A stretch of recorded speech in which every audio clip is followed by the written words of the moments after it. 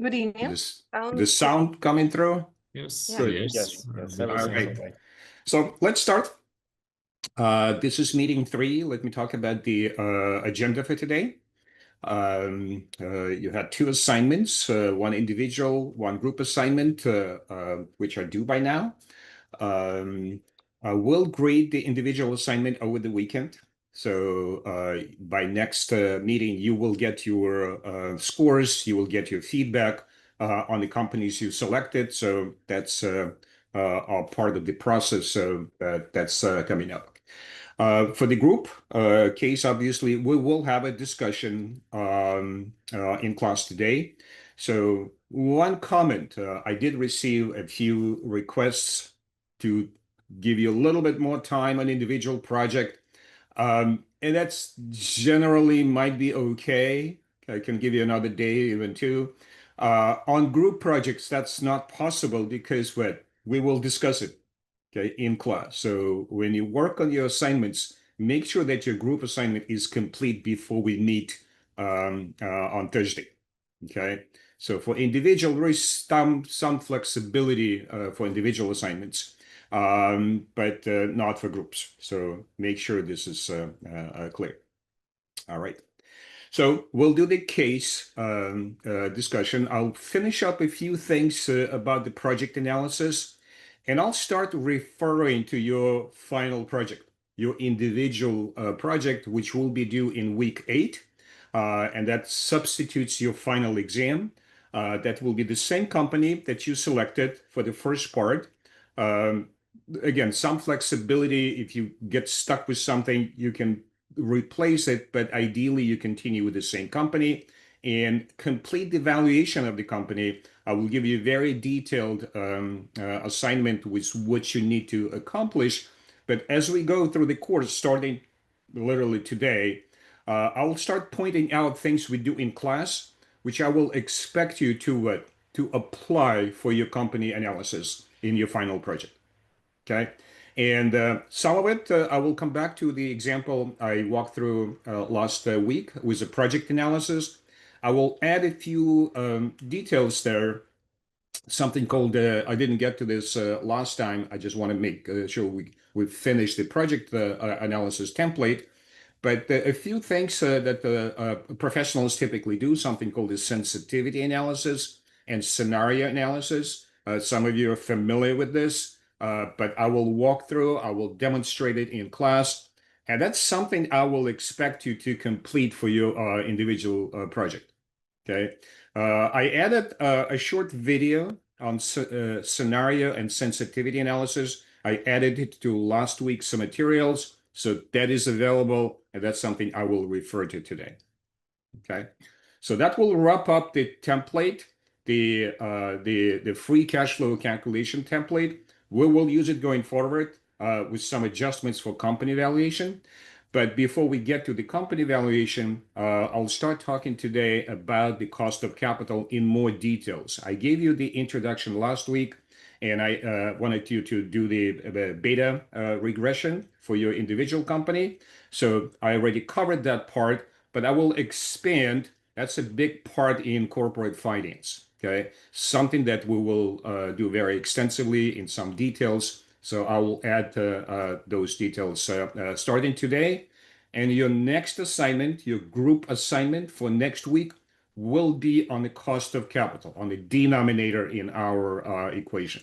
Okay, so that's again, you'll see how this works today with the case analysis. Similar approach. You get together as a group. You read the case, you have a set of questions, you address those questions the best you can, you submit your report, you show up in class next week, we'll discuss it, and then you owe me a 1-page summary on the case discussion. So for the first case, for today's case, I expect you to send me that 1-page summary, and if you need to recalculate anything in Excel, the same will be by the end of Saturday, so 2 days from today.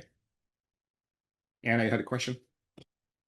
Yeah, sorry, I just, it's not clear for me about sensitivity analysis that we should do for individual project, right? It's for 8th week or it's for next week? What is? No, it's for the last project, for individual project. Yeah, Okay, and so when it should be ready, I mean, in a week, this part of this individual project. No? it's all due in week 8. Okay, Okay. thank you. In preparation, I'll start giving you some instructions, what I expect from you, and the technical tools to do it. So that would be one part. So I'll mention it, but when you do it, as long as you submit it at the end of week 8, that's up to you. Okay. I will add another piece. We'll talk about the cost of capital. We'll talk about the beta. So I'll expand it from regression beta to something else. And we'll do I'll show you the exercise on beta calculation today. And again, I will point out that individually, that's what I expect you to do for your company. So that's another piece for the final project. Okay. So either you do it next week or you do it the night before it's due. It's completely up to you. Other questions? All right. Okay. So let me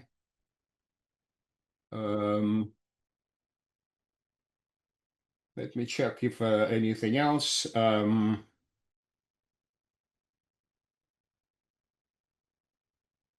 right. I'll talk more about the case as we get to the cost of capital discussion. So as I said, the case is all about the cost of capital. So that will be the topic for a case called Midland. Midland, it's a made-up company. That's not a real company, but the case is prepared to teach you how to calculate cost of capital for a big company with multiple divisions within the company. So that will be kind of a fairly realistic case, even though the data itself is not real data.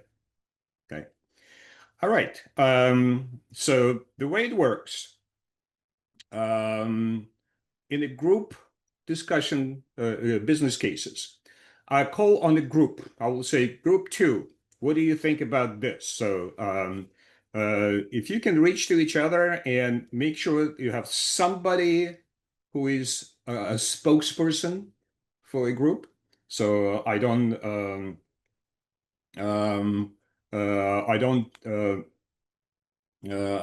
interfere with your in-group dynamics. So this is up to your group to decide. So whoever is a spokesperson, when I say Group 3, somebody from Group 3 should be ready to step in and start talking. Okay. The question was on the individual assignment. Again, I expect it to be submitted before class today.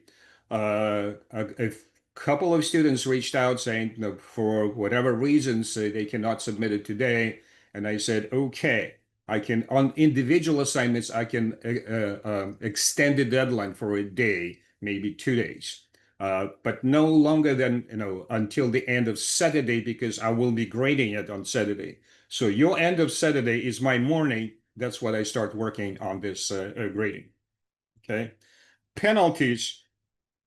I understand again, I try to enforce the deadlines, but I'm not here to penalize you for something. Okay, so I will not penalize you unless you completely, delay your submission to who knows next week. So that's a different story. So no penalties if you delay it by a day, but do not expect to, if you do it on every assignment, that's not going to work. Okay, because I will mark that you submitted it late. Okay, I hope that's clear. All right. So let me check something.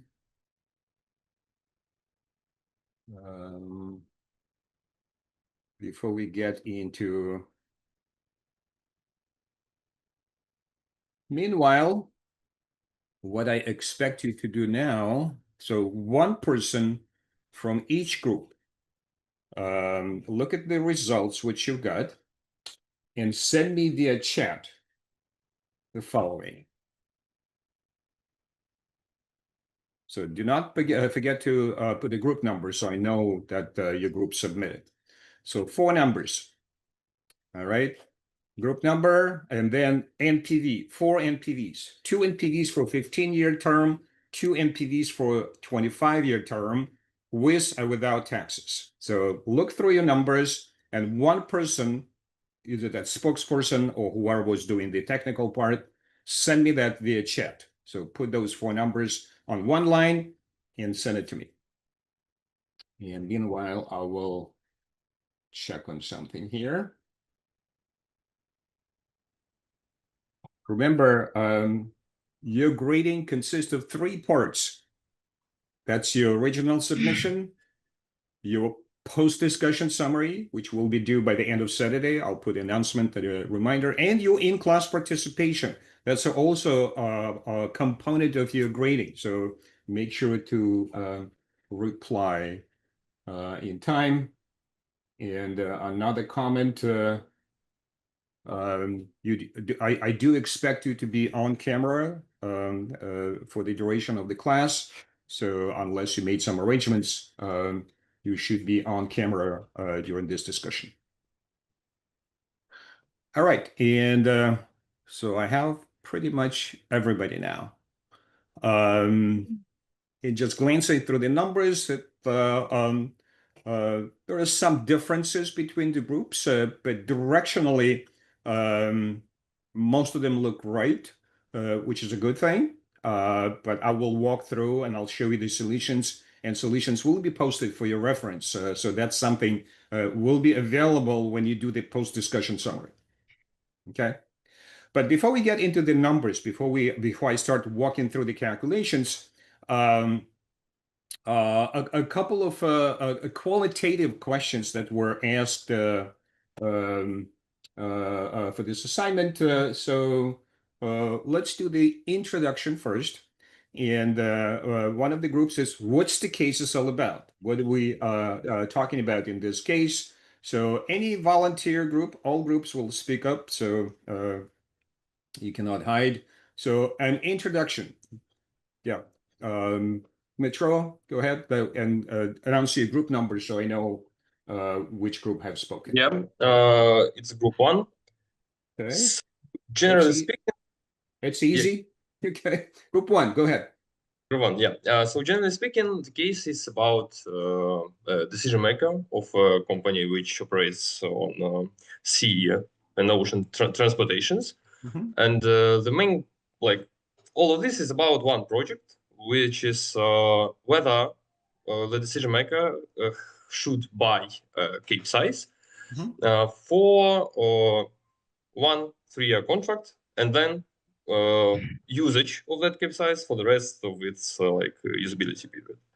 And it consists discussions on the sea transportation industry overall, and lots of assumptions that's basically what was asked in the case. So demand drivers, supply drivers. Yeah. So basically that's it. Okay, very good. Just to give us a little bit more on the timing. What year are we talking about? Yeah. So if I remember correctly, the moment when the decision maker should make the decision, Ms. Lin, it's the year 2000. Mm-hmm. And if she chooses to buy the Capesize, then it will start operating from the beginning of the year 2003. Okay. All right. Very good. Katerina, you had a comment, or that's still the hand is up there? I just would like to add that there are several exhibits in the case in which we have some numbers based on which forecasts were made. We'll get to that Okay. in due course. I will be doing the technical part today. That's the first case. I just demonstrate, how the case discussion works. So let's get to the industry, the expected hiring rate. So this is question 1, and we'll get to group 2. So do we have a representative of group 2 who will be talking about the industry and expected higher rates as given in the case and in the case discussion? Do we have a group 2? Yes, we are here. All right. I guess I can speak. Generally, the market outlook is mixed. So this company operates on the market of charter carriers, and its charter rates highly depend on supply and demand of iron ore and coal. From the case, we know that in 2001 and 2002, charter rates were expected to decline due to weak exports, but in 2003, the industry was expecting to grow as Australia and India expand their iron ore shipments. According to forecasts, daily hire rate was about $20,000 and with some increase on the annual basis. Okay, all right. This is good. Just one, and again, I'm putting you on the spot to speak up in front of our class. Some of you might be more comfortable, less comfortable, but you do need to speak to clients, to your companies, to your management. So again, you are in class. So it's, let's say I ask you to address a question, and it's perfectly fine to look at your report and literally read it. Okay, so if you cannot just speak on the spot, refer to your notes and just tell me what you've written in your report. That's fine. All right. So group 3, this is your next question. What factors are impacting the daily rates? What can you talk about this? So group 3. Maybe I will be this time. All right. That's as I said, this is up to the group's dynamic. Group 3. Yeah, go ahead. As was mentioned in this case, the average daily high rates are influenced by 2 group of factors. It's market demand and supply, and market supply. From the side of market demand, it can be the first is economic growth environment. In particular, economic situation in key industries, such as steel production, boosts demand on iron ore. And next component of market demand is that more than 85% of Capesize cargo are involved in transportation of iron ore and coal. And this links demand for shipping to raw material consumption. And third market demand is trade patterns. Trade patterns followed by the states on the global raw material market. And in this case was the example when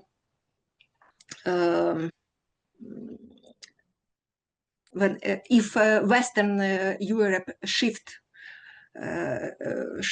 iron or imports from United States to Australia. I think Australia, yes. The longer voyage distance will increase demand for Capesize. Yes, will increase demand for Capesize. Okay. All right. And yes, and from market supply, in this case, we can talk about fleet size or fleet capacity, fleet age.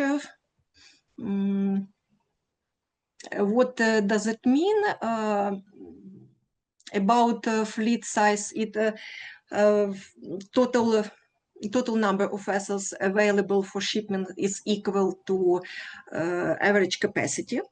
And if supplies grow faster than demand, competition among vessels increase, triggering a decrease of daily high rates. And as we saw from exhibition in this case, newly manufactured about newly manufactured vessels, it will increase no, it will increase capacity of vessels. Okay, all right, We look very in good. this case about the increasing of capacity vessels. When many we understand that when many new vessels enter to the market simultaneously, it triggers oversupply that causing decrease Okay. of daily rates.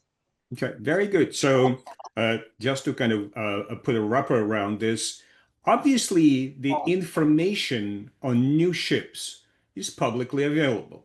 Okay, it's not a trade secret. So if a company goes ahead and orders another ship, okay, whatever the size is, this information is available to the public and to the ocean carriers company as well, because what, as you said, the more ships you have, the more supply of ships that will push down the rates.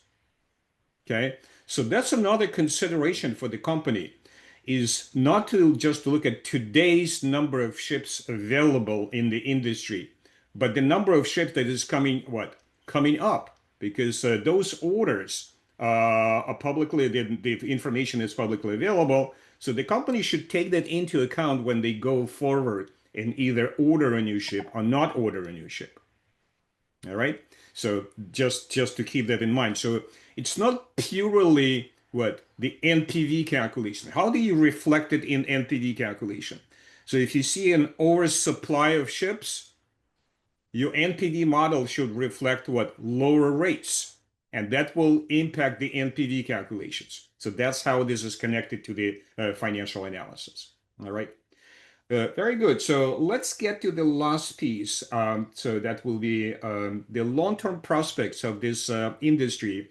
I'll go to group 4, but I will ask group 5, 6, and 7 the same question. And I'll put you on the spot. Transfer this. What's the prospect of this industry today? Not just in the case, but given the economic conditions in the world, what do you think about the prospects of this shipping industry going forward, including the tariffs and all of these things that's happening? I didn't ask you that question, but so thinking kind of on your feet and try to answer that question. So starting with group 4, what do you think about this prospects of industry as stated in the case, and then try to tackle what do you think about today's state of the same industry? So group 4.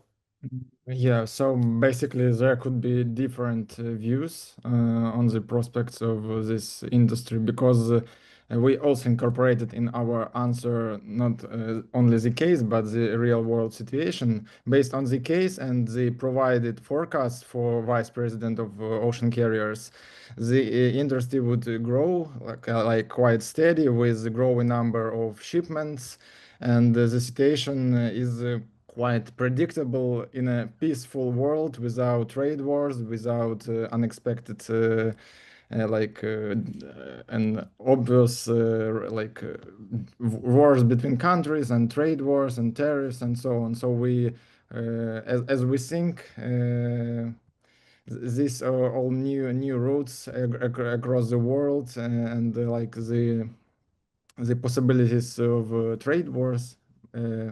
It's much difficult to predict what would be the situation in this industry of vessels, because even in the case it's already 2027, but the case started in early 2000, and already there's a global recession, and 2008 global crisis, and 2014 Crimea, and war in the south, and so on and so on. So China, US, trade wars. So basically, it's hard to predict in a real world without peaceful negotiations, without countries and peaceful cooperation. Okay. All right. So again, I'll put you on the spot. Again, I didn't ask you that question to prepare. If you are the president of Ocean Carriers today, would you order a new ship? We'll start with group 4 and then move to other groups. So what do you think? But basically, I'm not sure. We would still make the same calculations, but maybe our like discount rate would be much higher, and we would like somehow incorporate these risks in our net present value calculations. Remember, I pointed to you as a president of the company. So I'll put you on the spot. You cannot say I'm not sure. Okay. You are the president. You're supposed to make a decision.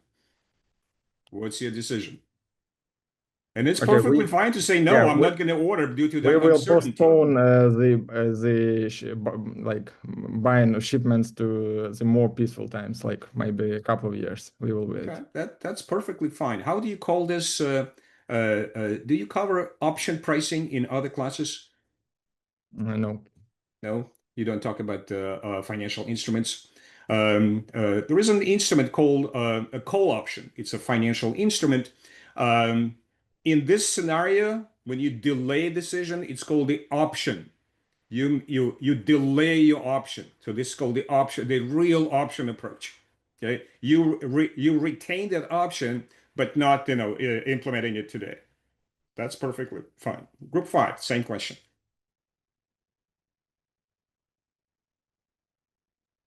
Do we have group 5? Basically, group 5. go ahead. I will represent the group 5.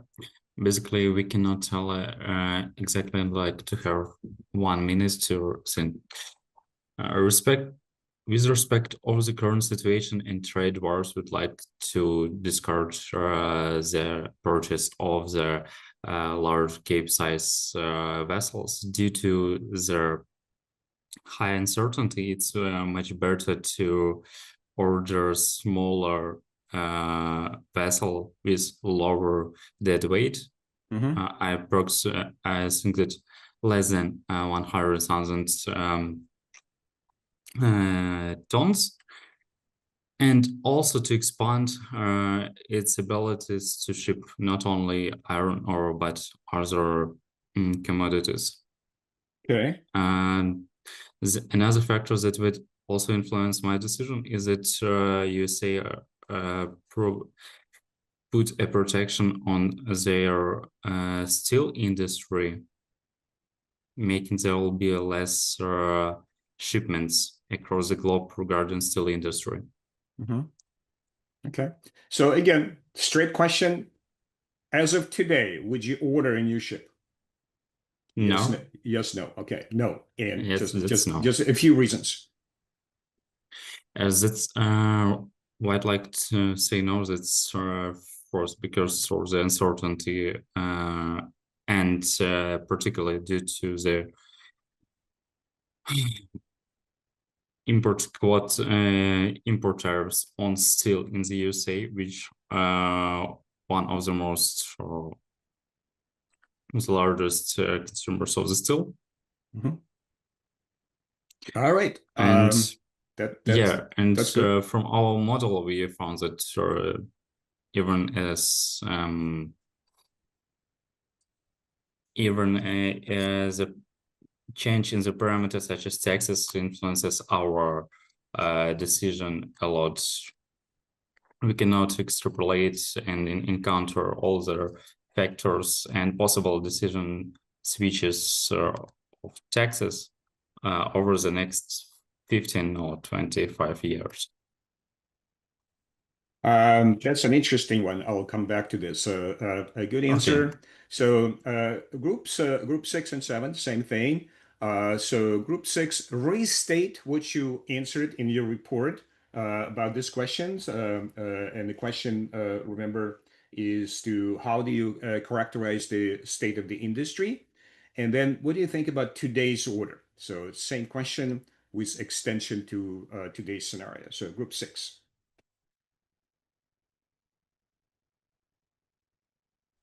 Okay, group 6 is here.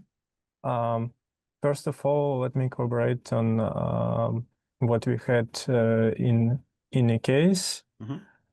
So in medium run from 2002 to 2005, we expect a period of stable growth. Also, we had information about India and Australia. They're going to increase number in ore shipments, and in the long term, growth is expected to be a little bit lower than first years. That's what we had for the case, and that would determine some long-term prospects. As of now, I would,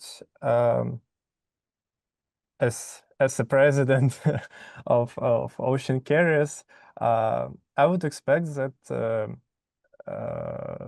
in 2 to 3 years, new political cycles in the world would change trading environment, so barriers would be lower, so demand for shipments would increase. But as of now, as of today, I would just invest in ships just enough to sustain my current operations. Maybe I would check all my ships, where some of them are almost impaired, and also I think I would invest in technologies just to make costs lower in the future. That would be practical independent of demand for ships. Okay, so we have 3 options: order today, do not order today, delay. So which one do you pick? Delay still. Okay. All right. And group 7. Again, restate what you said in your report, and then give me the today's view. Group 7? Yep, sure. Do you hear me? Yes. So what we have in medium term that the new exports would be open from India and also from Australia. There would be strong demand for carriers, and part of current carriers that are new now will be gone to old fleet or will be scrapped. So our new big carrier could be very useful in that time. And for longer term options, the demand is prognosed to grow steadily, but also the technology for new ships is growing. And if technology growth would be bigger, the demand for ships would be naturally lower. So we expect maybe in the future there will be mergers in the companies, in the industry. But medium term is quite lucrative. And for the current time, because of trade wars between US and China, India, etc., they imposing tariffs. This drives internal steel industry in USA to be like a benefit of it, and US would consume more their own steel. They would export less. More of it, the Europe would, I think, would prefer to buy cheaper steel coming from India, China, Australia. And because all of my competitors either canceled or delayed their buyings of new ship, in this situation, I would buy a new ship and make revenues in the following years. All right. So again, 3 options: order the ship today, do not order the ship today, delay. Order ship, especially because a lot of wars going on around the globe, so the demand for ore and steel would be high. Okay. So let me clarify something before we move on to the next part of the discussion. So you mentioned about technology something. Can you clarify what you have in mind? I mentioned technology growth because new ships are bigger than previous ones. They use less fuel, they're faster. So to transport the same volumes, we would need less ships, and if the growth in volumes is smaller than the growth in ship technology, we would still need less ships in long run. Okay, very good. Anna, you had a comment? Yeah, it's not our turn, but I would like to add to what was said by Dmitro, and maybe I'm pessimistic, but yeah, it looks like we are moving to big wars. And anyway, a lot of countries prepare for this and still is required. And if we have issues on, for example, Suez Channel, for example, then demand for capsize will grow because the trade patterns will change. So maybe it's better to buy right now. Okay, all right. Any other comments? So now open to anybody who would like to speak up, something that you had in mind that wasn't mentioned. So that will be an opportunity for you to speak up. Again, remember, class participation is part of your grade, and that's the opportunity, okay, to participate in a discussion. Because if I don't hear you by the end of week 7, that's your participation score. Make sure that I hear your voice. All right. Yeah, go ahead. A little bit, yeah. I want to clarify. Yeah, just make sure to state your group number. Group number 6. Okay. I agree with everything that my member of team like said before, but I want to add that the long-term prospects for the Capesize industry remain highly cyclical. So we have few years really good, we have few years really bad. Right now, it's not probably the best year for this industry and overall for industries in the world.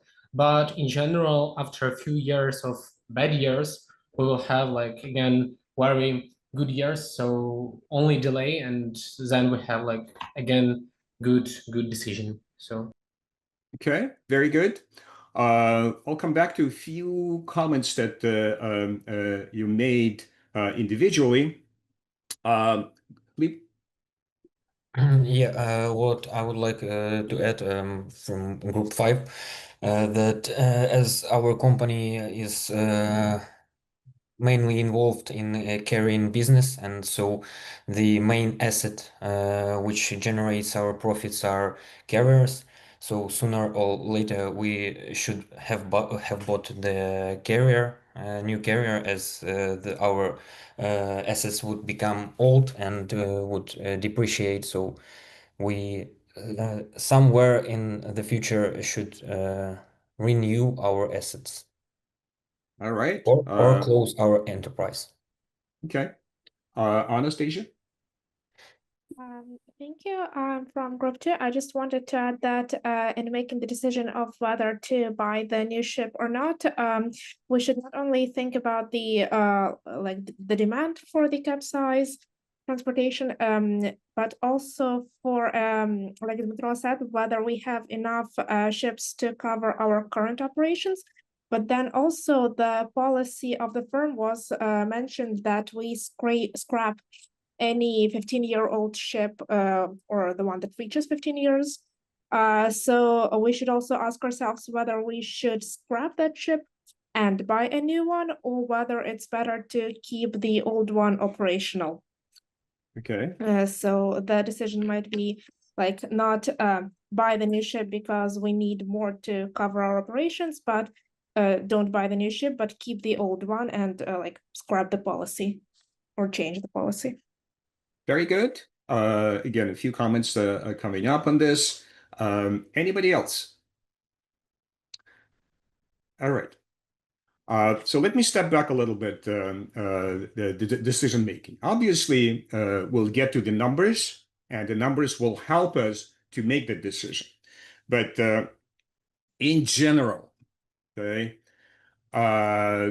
this particular company is in the business of moving bulk goods, okay, like iron ore, okay. So even if they do not order the ship today, they will need the ships going forward, because eventually they will become obsolete, And they, at some point, the regulators say you cannot run the 50-year-old ship. It's dangerous. It's not allowed. Okay. So at some point, you have to order the ship. All right. And in real life, think about the managers, the owners, the bias, meaning their decision making is typically what? Optimistic. You don't become the owner of a business or the CEO if you are by nature a pessimist. All right. And I work with, I work in small business lending, so I work with a lot of business owners, and they are habitually over optimistic. You don't go into your own business, you don't run your own business if you're a pessimist. You get an economic degree, you become risk manager if you're a pessimist. All right. But that's generally the way it works. You don't go, you don't grow into the decision making. That's why I pushed you you are the CEO. You cannot say, oh, I'm not sure what to do. That's not the CEO. Okay. You need to make a decision, and the typical bias at the top of the chain, those people got there because they're optimists. For the most part, I'm not saying 100%, but for the most part, people who grow, to those positions are optimistic. They make mistakes. That's perfectly fine. Okay. But if you're not optimistic, very difficult to plan for the future. All right. And that applies to not just to, like this business, building new ships. They need ships going forward. So yes, delaying, ordering, fine, but you need a number of ships to keep operating. If you keep, delaying, all of your ships become obsolete. You cannot run the business. All right. So you have to order the ships at some point. All right. And that doesn't apply just to this kind of the material things. Example from our group. We do, analytical work. We need a lot of analysts. And it's kind of a unique combination of skills, because what we do on one hand, and that's what you study in your program, you study how to program things, how to write code, okay, so you can run a program. So on one hand, our analysts must be technically proficient to write the code, to pull the data, to find the right data, to analyze the data. But then the question is what this data means. You need to interpret the data, not just to run the numbers, say, okay, senior manager, you asked me to run this data. Here's the result. And senior manager says, what does it mean? You need to interpret it. So what happened when the pandemic started, we're really cut down on number of new hires. And you don't become an analyst overnight. You have to go through this process for a number of years before you get the skills on both sides. The business side, you need to be able to interpret the data. And on the technical side, you need to be able to get the data and to analyze it.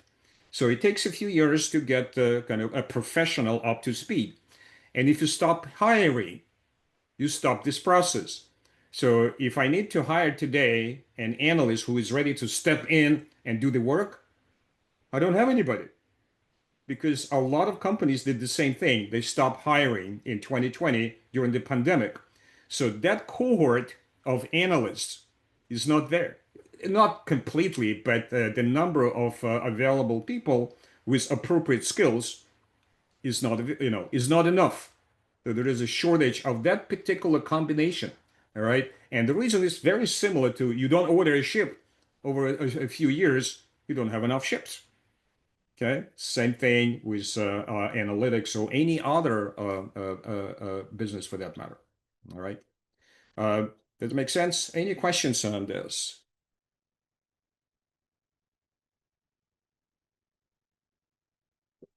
All right, very good. So what I will do next, I will walk through the technical piece and I'll set up kind of 1 or 2 years of cash flows and show you the result, and we'll discuss the results. But again, if you're able to kind of copy what I do or just watch, and if you need to clarify anything, stop me, raise the hand electronically, better, because when I share my screen, I might not see your physical hand.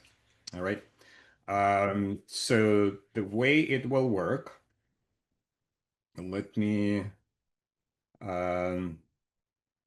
get into an Excel file, and what I will do. So this is what was given to you. All right, and let me start with this. Okay, just to make sure you see what I have on my screen.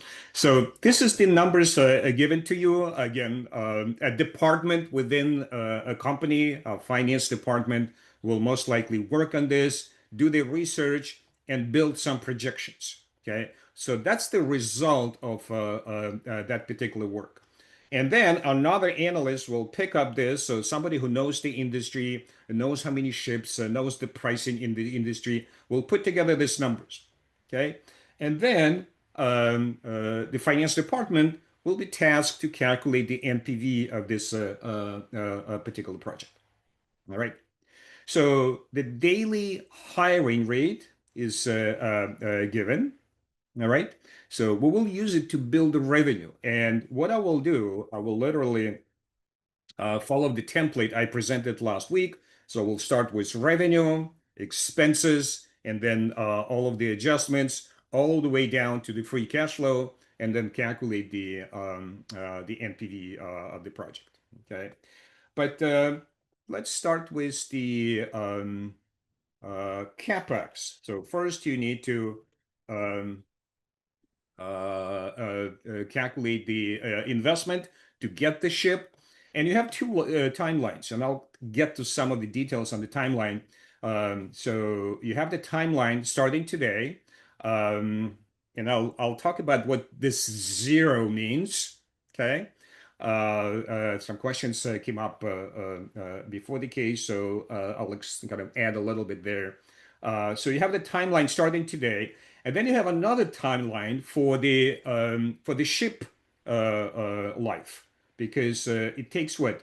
It takes 3 years to purchase the ship. Actually, 3 payments today, and then another 2 payments before you get the ship, before the ship is built. And then the ship starts operating, and you have 2 options, either 15-year life of the ship or 25-year life of the ship. But from today, that's a different timeline, just to make sure this is clear. All right. And the CapEx, so the ship value is, it says 39 million. All right. And the way it works, so today, that's the today payment. They pay what? 10% of the value of the ship. So that will be the down payment, so to speak, at time 0 will be the 3.9 million. All right.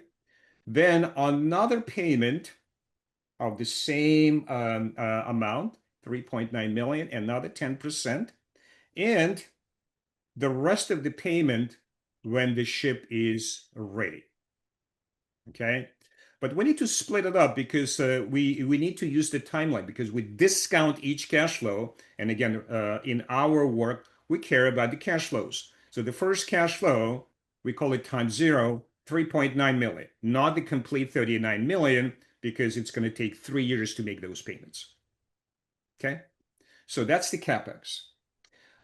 Now let me skip a couple of lines here and start building the revenue.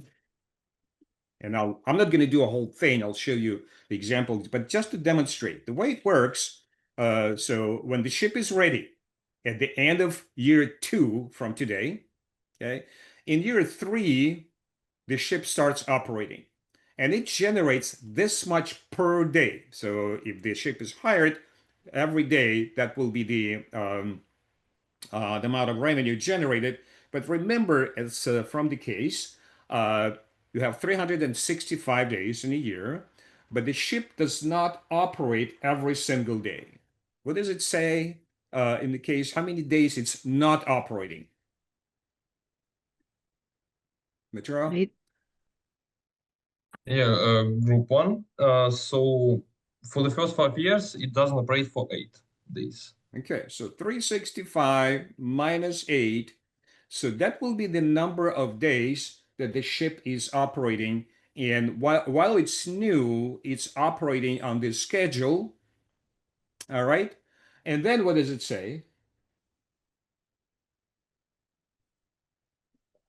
Yeah, it tells it after 5 years until 10 years, it will not operate for 12 days. Okay.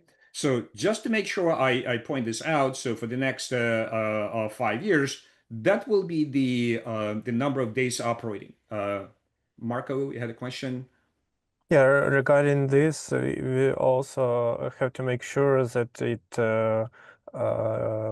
affects only revenue, while OPEXs are still calculating for the whole year. Okay. Yeah, I didn't get to that. You're right. I will add that piece. But for the revenue for the first year of operations, so those are the two variables. You have number of days of hiring multiplied by the daily rate. So you have your revenue, and again, you extend it obviously to the 15-year or 25-year, and you will calculate your annual revenue based on these calculations. All right. Now, expenses. Yeah, Anna. Yeah, sorry. Some step back. You have 0 year when we make down payment in 2000, but the decision is done in 2001. All right. So Let me, so when I get to the free cash flow, to the end of this, I'll talk about this. Okay. So if you can wait 5-10 minutes, depending how soon we get there. So that's a separate discussion. Stanislav? Yeah, I'd like to tell about the ship. It's probably on delivery on 2003, if I'm not wrong. So it's delivered by the end of 2002 and starts operating in 2003. Okay, now I understand. That's the case assumption. Okay, that's the reason I go through so you can ask questions and clarify. So OPEX, and again, so let me build something here. And it says, so I'll do this kind of on the side, OPEX, so the daily expenses. And it says that the company expects to spend $4,000 a day on running the ship, okay? And there is another piece of information there. This is not going to stay at $4,000 every year because you have inflation. Okay, and the case give you this number of 4% a year will be what? An increase in expenses. So the salaries of the people who work for the company are increasing. The port that the ship is serviced might increase their fees. So that's a pretty typical assumption. They do use the 3% inflation rate, but for this cost, they use the 4%. So in the next year, all right, it will be 1 plus this 4%. All right, so that will be the expense in the second year. So let me fix it up. All right, and I will increase it every year at a 4% rate. Everybody follows this? All right.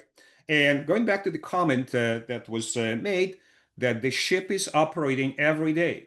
If we adjusted the number of revenue by the number of days that ship is not operating, in this particular case, we obviously make an, I'm sorry, 4,000. You have to pay every day, 365. So you do not adjust for the days that you're not getting revenue. Okay. So your expenses will be this much. And again, it's personal preference. I like to see expenses as a negative number. All right. You don't have to do it, but it's easier for me to see, okay, this is expense, this is cash inflow. All right. Everybody on the same page? All right. So let me move to the right. Mark, you had a question? Maybe let's be consistent and state capex as a negative number. That's right. This is not actually part of the cash outflows. I will do it later, so I will reverse that sign. This is just to demonstrate what happens with the capex. All right. But for actual calculations, so my next line is EBITDA. All right. And this is simply the sum of these two numbers. All right. So this is my EBITDA. All right. And I can just drive it down. So this is my operating income before depreciation. Okay. Now, depreciation, so the total spending on the ship is $39 million. All right. And this is something that is driven by accounting rules. So the tax authority, they drive this because depreciation will reduce your income. It will reduce your taxes. So the tax authority actually gives the company a schedule saying this class of assets must be depreciated over a certain number of years. Okay? So if this is the ship, and expected life of the ship is 25 years, you use 25 years to calculate your depreciation. All right? You cannot use 15. Even if you run it for 15 years, you still apply this schedule. You take 39 million, divide by 25. So this is your depreciation expense, and it will run all the way down to 25 years to fully depreciate this ship. And again, I would like to see this as depreciation expense. So that's a negative number. Okay. Sorry, let me do this. All right. Now, so this is the original depreciation.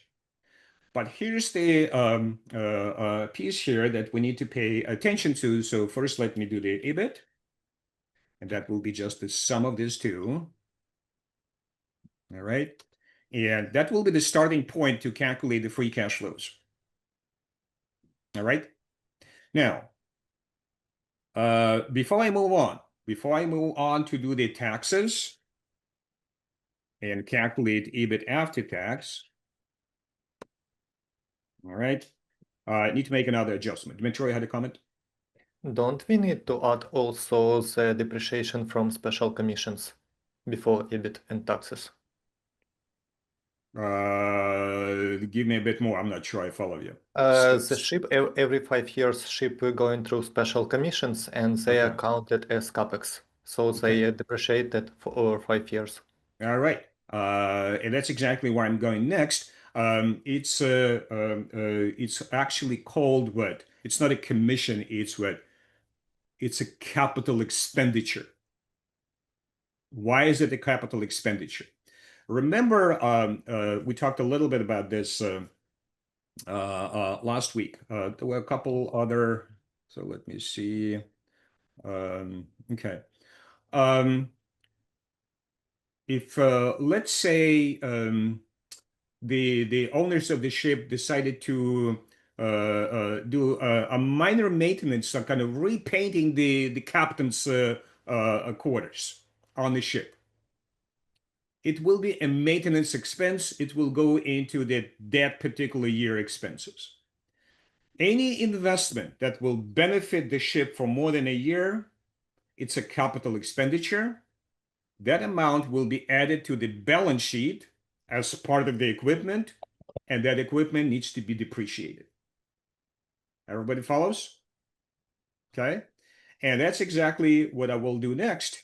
I will take that a particular detail. So after 5 years, so 1, 2, 3, 4, 5, all right. And at the in this year, in year 5, I will spend another $300,000 to what? To fix up the ship.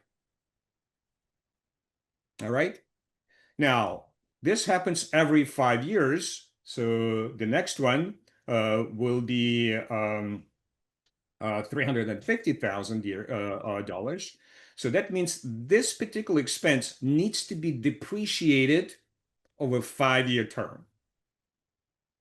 Everybody follows? So what is the 5-year depreciation that you need to depreciate additionally to the original depreciation? And if you spend 300,000 here, then you need to do what? You need to add, actually it's going to be, let me calculate it separately because I need to deduct it. So 300 divided by 5. So every year I need to depreciate additional $60,000. So after I spend $300,000 to this, I would need to add another $60,000 in depreciation. Everybody follows? Anastasia, you had a comment? Yeah, but it seems I've figured out. So thank you. Sorry. All right. Maxime? I have a question why we start depreciation this 100,000 in the next year, but not in the year when it was made this. All right. Very good question. And this actually applies to the ship depreciation as well. Okay. So after you get the ship, you see that you make a payment, and let's make sure that the timeline is clear. You make the payment at the end of year 2. You make one payment today. You make the second payment a year from today, and you make the third, the final payment at the end of year 2. Now you spend 39 million. Your depreciation starts next year, not this year, not before you made the payment. After you made all of these payments, then the 39 million will be depreciated over the next 25 years, but starting the following year. Same concept applies here. You spent 300,000 in this year, your depreciation starts next year. Does it make clear? Okay, Mitra? Yeah, I would also like to ask if this capital expense will add up to the book value of the ship. If we do it like repair for the survey, will it be counted as inventories or as a increase in the value of the ship? All right, let me, if I understand your question correctly, you keep spending CapEx, you add into the value of the ship, but then you depreciate it over the next year, that value disappears. Yeah, okay, so basically, okay. So you do add this to your balance sheet, but after 5 years, this $300,000 will go away. Mm-hmm. Then you spend 350 over the next 5 years, it will be depreciated to zero. The 39 million will be depreciated to zero over 25 years. Mm-hmm. Okay. Yaroslav? Yeah, I have a question. Why don't we depreciate those 3,900,000 at the next year? Like at period 1. A good question. Do you have the ship? You don't have the ship yet. You have nothing to depreciate. You just made the first payment, but there is no asset yet. Okay. After you made the last payment, the ship is in the port, you can start depreciating. Okay, understood. Thanks. Okay. Any other questions? Again, this is a kind of technical piece. You might not have come across something like this in the past, so that's a reasonable to have questions about this. All right. So taxes. So let me run it through. All right. And obviously you do 350, you replace this 350 divided by 5. So your adjustment will be different going forward, just to make sure. I'll show you the calculations, just conceptually will be the same thing. Taxes, 35%. And I will just apply this 35% to my operating income. All right. And again, I'd like to keep this consistent. So this is a tax expense, and I will fix it up and keep doing the taxes. All right. And my operating income after taxes will be just the sum of these two. Okay. Everybody on the same page? All right. Yes. Now, yeah, go ahead. And yes, I just said that I'm on one page with you. Okay. So now we follow our template that I presented last week. Remember, the next item is depreciation, adding that. All right. Then we have the CapEx, and then we have change in net working capital, and then we have other adjustments. Okay. And all of these will end up to be free cash flow. Okay. So let me do this. So this is the easiest one. You take the depreciation and you just reverse the sign. Make sure that you adding it to your calculations, because this is not a cash outflow. The actual cash outflow happened with the CapEx. And that's what I will do here, changing the sign. So this is your cash outflow for the CapEx. All right. So that's where I will take it into account. And remember, I need to take into account these cash capital expenditures. All right. So make sure that I calculate this, including the capital expenditures. Everybody followed? All right. Okay. So let me do this. And change in net working capital. Now, let's, you have to refer back. So let me do this net working capital calculation in this column, and I will use it to build up the change in net working capital. And from the case, it says before the company starts operation in this year, they need to invest in net working capital. There's a few different ways that remember, what's the net working capital? What's the, by definition, net working capital is equal to what? Current assets minus current liabilities. All right. So in this particular case, current assets are what? Accounts receivable, inventory, cash. Current liabilities, for the most part, accounts payable. You owe somebody money. All right. And different businesses have different kind of natural process of building up net working capital. In this particular case, it says that the company needs to invest $500,000 in its net working capital before they start operations. All right. And then what will happen, these will grow at a 3% rate. That's the assumption for the inflation rate. So your net working capital balance will keep increasing at a 3% rate. All right. So your, again, this is before they start operating in this year.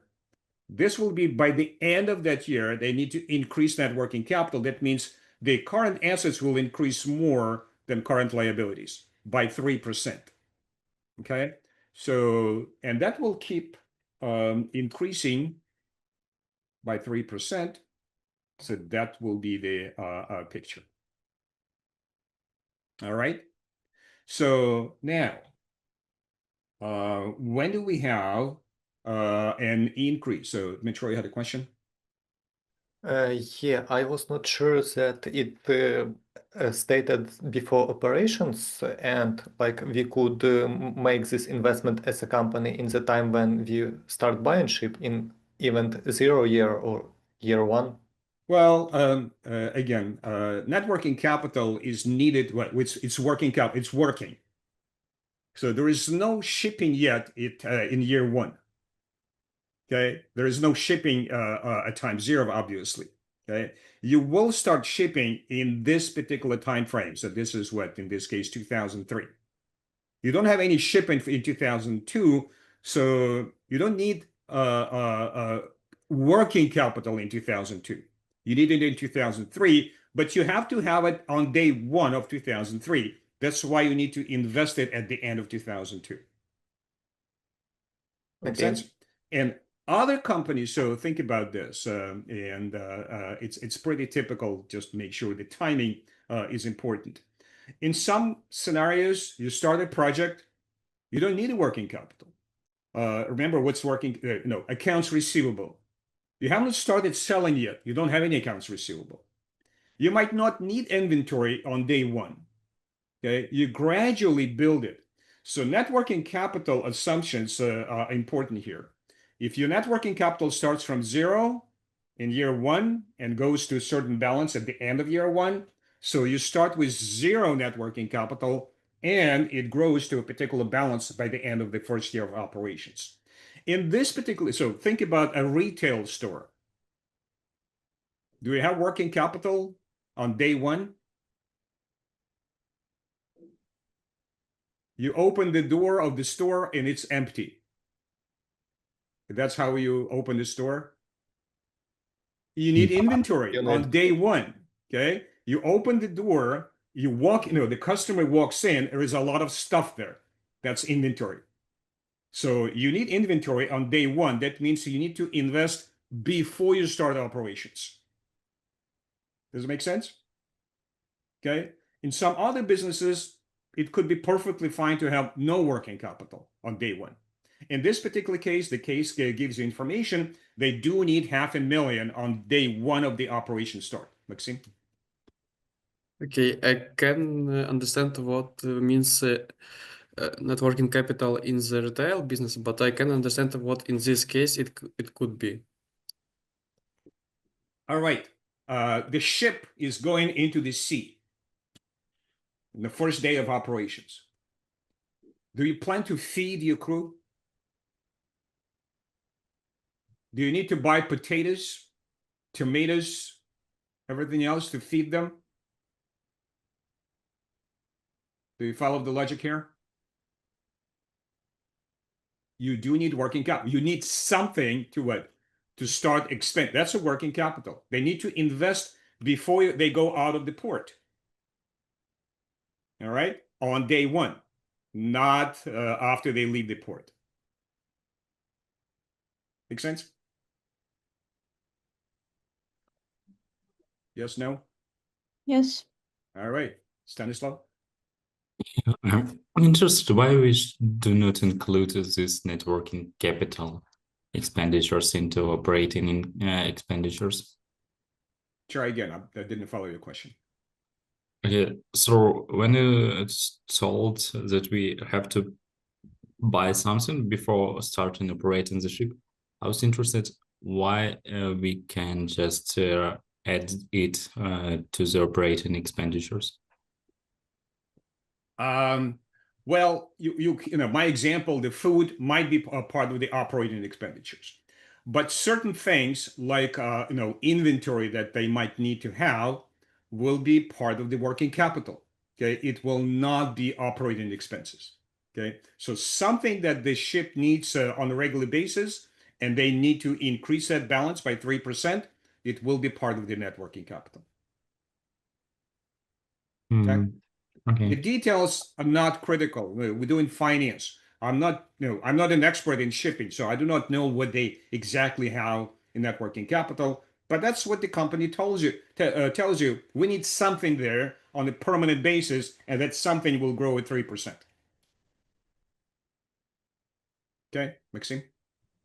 Yeah, maybe from my point of view, where all this cost, it's not our cost, it's cost the another company that from which receive from us this vessel. So we buy vessel, give it to this company, and it companies hires new workers, also feeds them. And all this cost, it's her cost. Our only buy a vessel and some repairs cost on something like that. again, when you start running the ship, you negotiated contract who pays for what. In this particular case, the case gives it information. They need to invest $500,000 to start operating in net working capital. All right, and that working capital will grow at 3%, so that needs to be taken into account in the cash flow calculation. Metro? Yeah, I would also to add that the case mentions that the company which we are like creating the project for are providing the already manned vessel with a crew. So like probably something like this could be a working capital. And I also wanted to ask you, so the initial investment in net working capital means the investment the year before the ship starts operating, because like we included it in year 0. Okay. Understanding So the initial, like... Yeah, let me interrupt you, and I'm getting to the end of the free cash flows. When I do this, I'll do a little bit of a discussion of the timing. What's a 0, what's 1, and so on. Okay, so let's wait. That was a kind of question asked earlier. So let's get to the free cash flow, and then I'll talk about the timing. All right, so that's coming up. So for now, let's make this assumption. So your first change in net working capital will be at this point, and this will be this. You had nothing in the prior year. All right, and again, this is an investment. Remember, an increase in net working capital is a cash outflow. So just to make sure this is clear, it's a negative sign. Okay, and again, I put it right before we start operations. And if I go this way, you will see that an increase, just the change, is from 500 to 515. That's an additional investment of $15,000. And it keeps increasing. All right? Is this clear? All right, let me skip this for a second, and I will calculate the free cash flows. So picking up after tax operating income with all of the adjustments, my first cash flow obviously will be 3.9 million. That's the first payment at time 0. So let me add the timeline here again. All right. And let me do this calculations here. All right. So that's the free cash flow. That's the timeline. All right. Now, what I need to do, I need to discount each cash flow. The discount rate is given, 9%. And what I will do, I will take this cash flow, discount it, 1 plus the discount rate, raised to the power of number of years. Okay, and obviously today 3.9 million is 3.9 million. All right, and as I go through my calculations, this will be the present values. All right, and if I go all the way down to year 15 and 25, I will just sum up all of this present values, and that will be my net present value for the project. Everybody is comfortable with the template? So again, just going through, starting with revenue, calculating net operating income, calculating taxes, after tax, and making those adjustments. Depreciation, CapEx, change in net working capital, other adjustments. I'll get to this salvage value in a second. Calculating free cash flow, taking each one individually, discounting, or using the Excel NPV function, if you remember how to correctly use it, calculate present value, sum it up. Okay. Now, let's talk about the timing. And that's some confusion there, to make sure this is clear. obviously in finance, we have to make certain assumptions. And when we do this annually, well, what does it mean time zero? And even in some textbooks, you will see, saying year zero. Make sure this is clear. There is no such thing as year zero. It's a moment in time. So in this particular scenario, you have year 2000, you have year 2001. That's when they make a decision. The assumption, the mathematical assumption, time zero is just a moment in time on January 1st, 2001. Year one starts January 1st, 2001, goes through December 31st, 2001. That's year one. There is no year zero. All right. So this is very critical to understand. And, sometimes I ask my students, what's a Roman numeral for zero? It's a trick question because there is no such thing. Okay. There is no Roman numeral for zero because Romans did not have a concept of zero. It was invented in Middle Ages, much, much later. Okay. So it's not a trivial thing to think about zero. Again, in finance, when we say time zero, I don't like to call it year zero because there is no year zero. Okay. It's a moment in time when you make a decision. Obviously, in real life, it might take you some time to make a decision, but in finance, our assumption, it's the instant decision. Immediately, time zero, you make a decision, and you pay 3.9 million at time zero. Does that make sense? All right. And year one starts right there in 2001 and runs through December 31st. Now, in finance, our assumption is that all of the cash flows come at the end of the year, literally at midnight, December 31st. All right. So if I go to my template here, all of these cash flows, the mathematical assumption. So when the company operates, it will generate revenue and all of these adjustments. So we literally assume this will happen at the end of that year or on December 31st.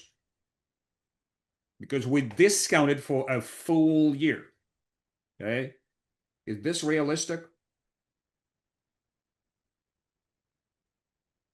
Not at all. All right. Can you improve on that assumption? Yes. All right. So let's say the ship operates on a daily basis. Now, if you generate revenue constantly during the year, on average, when do you get your revenue? In the middle of the year. Give me the date. You're right. Something like end of July. You're a little bit off. June, end of June. June 30th. That will be the midpoint of the year. All right. Again, it's an assumption, but half of your revenue comes in the first half of the year, half of the revenue comes in the second part of the year. What do you do mathematically if you would like to adjust for it? Instead of the full year, you say half a year. And then 1.5 of the years. So you see what you can do? Would you be more realistic in this case? Somewhat. So instead of assuming December 31st, you assume June 30th. It's more realistic. Okay. And in some cases, it's worthwhile to do this adjustment. So if you have a 3-year project, it's a good idea to do what's called a mid-year discounting. All right. But in a 30-year project, it's so distant that half-a-year adjustment doesn't make much of a difference. Okay, so make sure that you kind of use your logic. So in many projects I do, if it's a short-term project, I actually do monthly cash flows and I discount monthly. It's more realistic because that's how the cash flow comes in. Perfectly fine. If it's a long-term, it's a 25-year project, doesn't make much of a difference. Okay, so end of the year, it's a mathematical assumption. We do need to make an assumption. That's a perfectly reasonable assumption. All right? Does it clarify the timeline? Again, time zero is a moment in time when we make a decision and make the first investment. And all of the other cash flows, the assumption is they come at the end of the year. How good is that assumption? You know, we can debate, but you have the mathematical way to adjust for it. Okay, the shorter the project, the better to adjust. The longer the project, doesn't make much of a difference. So in this particular calculations, so let me undo it. All right, and I'll keep end of the year discounting. But that's the way to build this, starting with revenue, all the way to the free cash flows, taking the cash flows and discounting them to present, and then calculating the present value. I did skip adjustments. That's for the salvage value. So what I will do, we'll take a 15-minute break. I'll come back. We'll do the salvage value calculations. All right, and then complete the NPV calculations. All right, let's take 15 minutes. All right, let's resume. So I walked through the free cash flow calculations following the template I presented last week, from revenue all the way down to the free cash flows. We have two adjustments to make at the end. I'll do the 15-year, but then I'll show you 15 and 25-year options. So let me get into my Excel file. All right. So that's the calculations I made, but let me highlight year 15 of operations. Okay. So our first assumption is that the ship will be scrapped at this point. Okay. Now, so let me extend my working capital to this point. All right. Remember, working capital is current assets minus current liabilities. Okay. And we assume that the ship will be scrapped at this point. So remember how we calculate the change in net working capital? We'll take working capital and deduct the previous year. But remember how it happens here and those 2 years. Okay. So the balance at the end of the project will be zero. The working capital will disappear. All right. Which means what? Current assets, receivable, inventory. Receivable, you collect money. Inventory, you sell inventory, you collect money. Current liabilities, accounts payable, you pay your bills. The difference, whatever the balance is, will go from this amount to this amount to zero at the end of the project. So what will happen to change in net working capital in the last year? Yeah, Marco? So we would have a positive number, meaning that our accumulated net working capital would be a cash inflow. That's right. That's right. Okay. So let me just make sure I have the right numbers here. I'm sorry. 15. All right. So this amount, the 756, will be recovered. It goes from 756 to zero. So that means the change in net working capital will be the cash inflow of this amount. Everybody follows? All right. So I will recover all of the balance from the previous year to the end of this year. That will be the cash inflow. The salvage value is a little bit trickier. So let me walk through the salvage value calculations. So the price of the ship. Remember, we started with 39 million. Okay. In 15 years, what was the accumulated depreciation? So every year we depreciate this amount. We depreciate it for 15 years. All right. So by the end of year 15, that's how much we depreciated total. So the book value at the end of year 15 will be the sum of these two amounts. Everybody follows? All right. Now, what does it say? How much the company will recover by scrapping the ship and selling the metal? Maxime? 5 million. 5 million. So recovery is 5 million. All right. So let me just make sure I have my numbers right here. All right. So you have something, Elizaveta, you have a comment? Okay. All right. Sorry, it's Can I call you Liz? oh, sorry. I'm asking, can I call you Liz because your name is too long? Just kidding. All right. So you have something on the books, 15.6 million. You recovered 5 million. You have what? You have a loss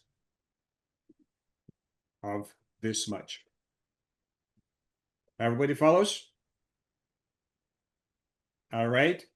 If you have a loss, assuming that this is one project within a big company, if this project loses money and the company is still profitable, it can lower the company's income by this amount, there will be a tax benefit.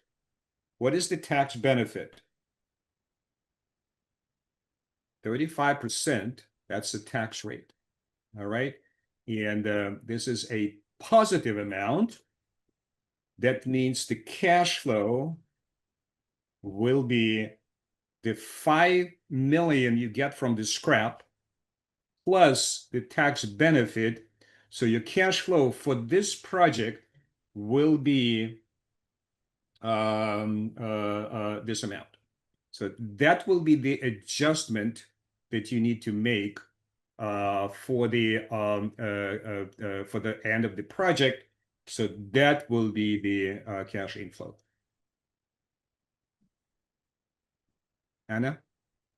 Yeah, small question, because we've adjusted for inflation with 5 million for scrapping of the vessel. Is it okay? So we've adjusted for 15 and 25 years. What it will be the sum in the future? That's actually interesting piece. So the case gives you assumption 15 years from today. Okay, so they expect to scrap it and recover $5 million 15 years from today.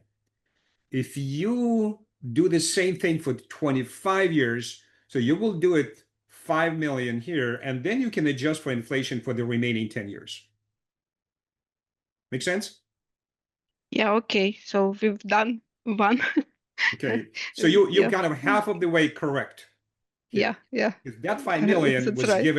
given for the 15-year option. Okay. All right.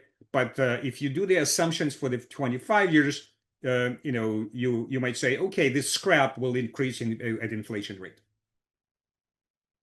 So that's actually what the case suggests. All right. Any questions on the adjustments on the net working capital recovery and on the salvage value? All right. So let me go through. Andrei? Yes, sorry. Could you please explain once again what exactly is tax benefit? Because I don't really get it. Okay. Again, disclaimer, I follow the American rules, okay? You might have a very different rules within Ukraine, so you need to adjust it for local requirements, obviously. In the US, if you have a loss, and there is a few important assumptions there. If you have a loss on one particular project, okay, or even the company has a loss, but the company paid taxes in the past, company can literally go back to the government and say, in this year, we have a loss. We lost money, but we paid taxes in the past, send us a refund. And that refund is what? The loss amount multiplied by the tax rate. Make sense? Yeah, thank you. So again, your rules might be different, but in the United States, that's the way it's treated. So a key assumption, the company must be profitable. So all the projects still generate profit so you can reduce your tax. And this particular project will have a benefit from the reduction of taxes. If the company loses money, you cannot what? You cannot have a benefit. Okay, Metro? Yeah, I wanted to ask you, so in case it was mentioned that scrap is one of two options. The other one is selling on the second-hand market. So we decided like to implement this assumption that they sold the ship for the book value and then like calculated the taxes from this operation. Could it be the case here, or we should better use the scrapping and then the tax benefit option? All right. You are a CEO of a competitive company. Would you buy a 15-year-old ship? No. No way. All right. So yes, it's an option, but that's going to be a special case. You have to find a buyer that. So you're absolutely right. So you might find a buyer that will be willing to pay you a better price than 5 million. And obviously, if you run the business and you can buy, you can have a buyer for more than 5 million. Be my guest, sell it for more. Okay, but that's kind of the fallback option: scrap it and sell it. So like scrapping is like the basic option. Okay, it's a fallback. You can always scrap the ship and sell the metal. Okay. Okay, Metro. Will you talk about scrapping after 25 years later, or because I have a question on this? So that was kind of the question, the inflation adjustment. So if you scrap it after 25 years, so what will be the value of the metal in 25 versus the 5? And that's the one of the adjustments is to say, okay, the price of the scrap will increase with inflation. So you take 5 million, increase it by inflation rate for 10 years until the year 25, and you sell it not for 5 million, but some larger amount 12, 25 years from today. I was just not sure if we operate ship for 25 years, so maybe the metal elsewhere would be in so bad shape that it can't be scrapped anymore. I'm not sure I follow you. Or why can't you scrap the ship? I don't know this English, but when the metal in water for a long period or in bad weather, it just like. All right, you know more about metal in water than I do, but so I assumed that if we operate ship for a full period, 25 years, so we just depreciate it completely and that's it, finish. Yeah, the depreciation, so the book value will go down to 0. Okay, but it's still, there is still a metal there. You can scrap and sell the scrap. Unless you say it's unsellable, you have to throw it away. That's another option. So, but I would assume that it's still some value there. But it's hard to estimate this value. I'm sorry, say it again. But it is hard to estimate this value. That's why one of the options to estimate is to do what? to say, okay, the scrap, the metal is still there. You can still melt it. Okay, if it's corroded, and somebody says a corrosion, then fine. This is an assumption you need to make. All right, Anastasia. May I ask you a question about so we say that this ship can serve 25 years, and after 25 years, it's totally depreciated. And I'm asking not about this ship, but like in general, theoretically speaking, what happens if you have an asset that is totally depreciated, but you can still use in your business? Like you initially expected to use for 10 years, say 10-year period came up, but this asset is still being in use, it's still fine. How do you do that in accounting? It's on the books. It has a value of 0. Yeah. Does it have a market value? Probably. So one example, when I was doing my PhD in business history, some of you might have heard about a company called Nobel Brothers. It was the largest oil company in the world, located in what is now Azerbaijan, Baku. All right. So that was the Nobel Prize money come from that company. It was sold, and part of the money went into Nobel Prize Foundation. I was once on the train, somebody sitting next to me in the train say, "What are you doing?" "I'm doing the research on the Nobel Brothers." And this guy happened to be in oil business. And he says, "You know that equipment of Nobel Brothers that was put in 1905, more than 100 years ago, is still in operations. Because it's what? It's oil. It doesn't rust. So some of the pipes that was put in more than 100 years ago are still in operations. What's the book value of that pipe? 0. Would they think that company will give it up for free? It has value. So book value can be 0 for a century, but it still has a market value. Does it make sense? And if you sell this company, they will sell it for a market value, that equipment. Okay, and they will have a gain because the book value is 0. They sell it for positive amount. The tax authority will say 35% of the gain comes to me. Make sense? Yes. All right, mixing. Okay, in case with 25 years, why we can take this 5 millions as residual value, deducted it from 39 millions and depreciate already this amount, but not 39 million? Again, I follow the American rules. You do not reduce your book value by the salvage value. You take the full price you paid and you depreciate based on that price. You do not make adjustment to the original price. If that's what you're asking? Yes. Okay. All right.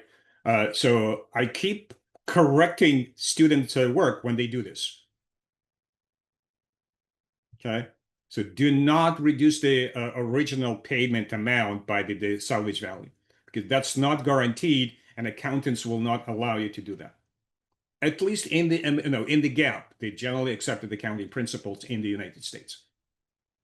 Right? If you have different rules, again, that's a disclosure. You apply the local rules. Philippe? Yeah, I would like to ask a question about there was information in the case that the reason why they are looking for selling the carrier early in 15 years is that the capex expenses which will be then are too high. So as we can see at the 15th year, there's 2,500 expenses. So don't we need to sell it the year before, not in the 15th? Okay.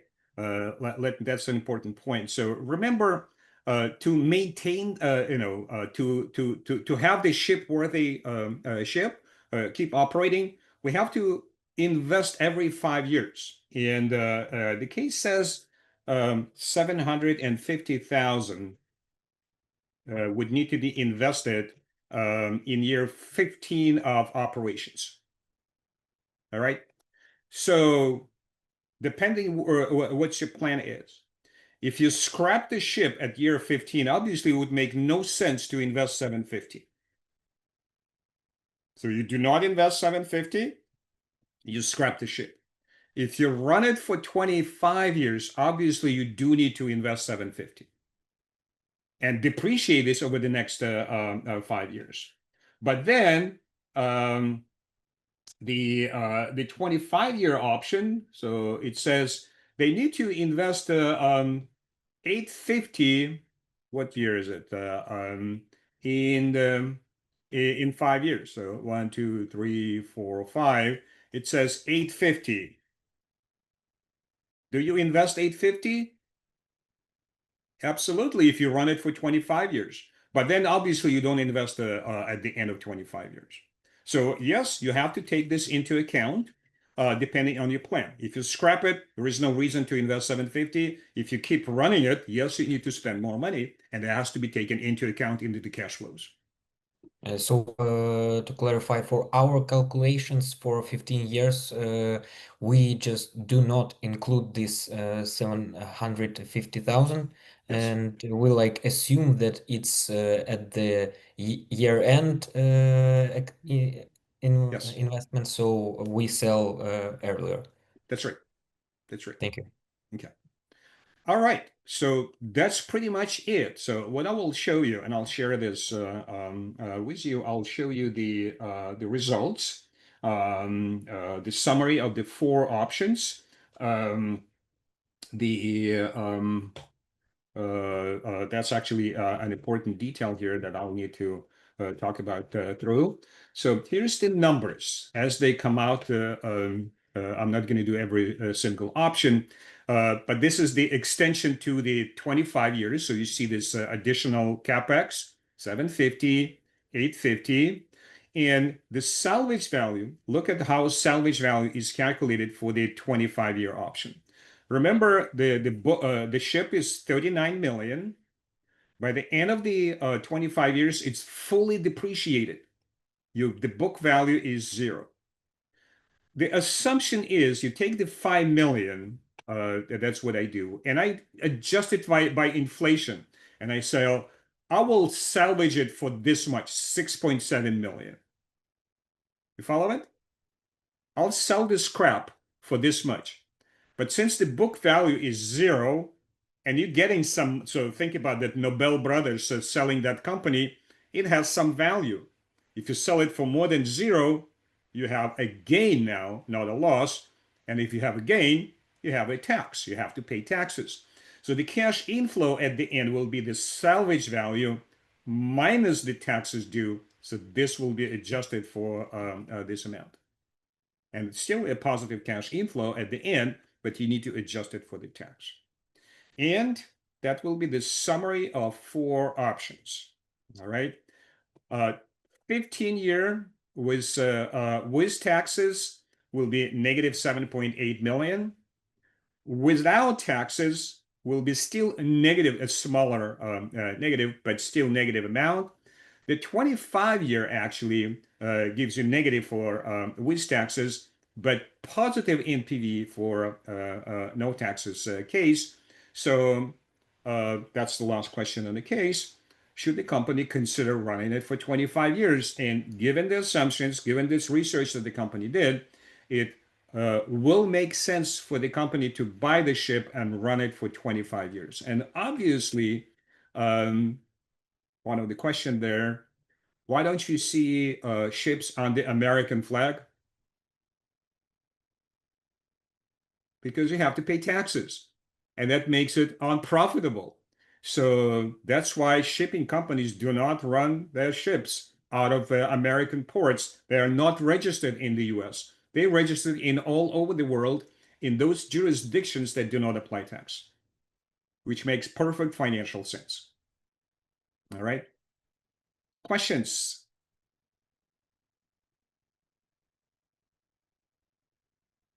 All right. So Avigdor, that's a small go ahead. question.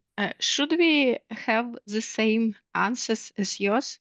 Or if we have some discrepancies, it's okay after correcting mistakes and what we've seen. Okay, you go into my calculations and say, our calculations were different in this way. And that's okay.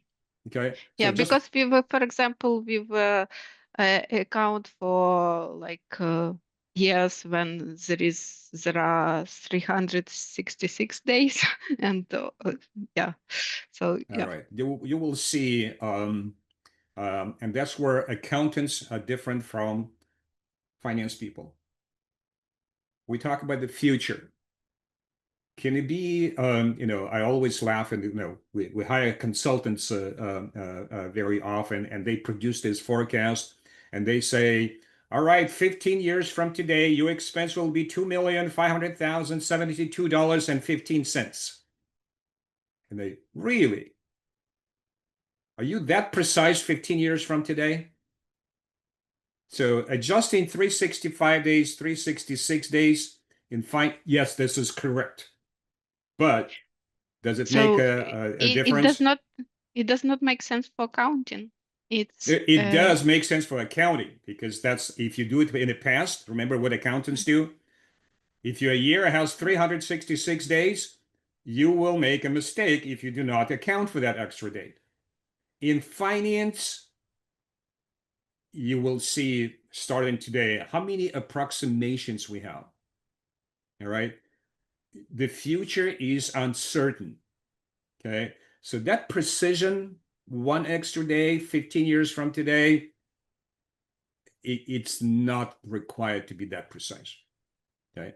In the past, absolutely. You have to make sure that your numbers from the past are correct.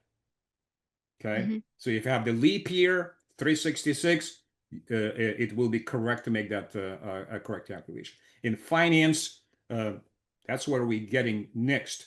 I'm moving into the lecture notes on the cost of capital. We started those lecture notes last week, and you will see, how much, estimates will go into our calculations. So even though we use this mathematical framework, future is uncertain. Keep that in mind. It has to be reasonable. If you do that adjustment for a leap year, extra day, fine. This is not a mistake, obviously, but it's not strictly required. All right. So in your explanation, one-page explanation, say, we made that adjustment, and that would be enough. Okay. Other questions? All right. So let me set it up.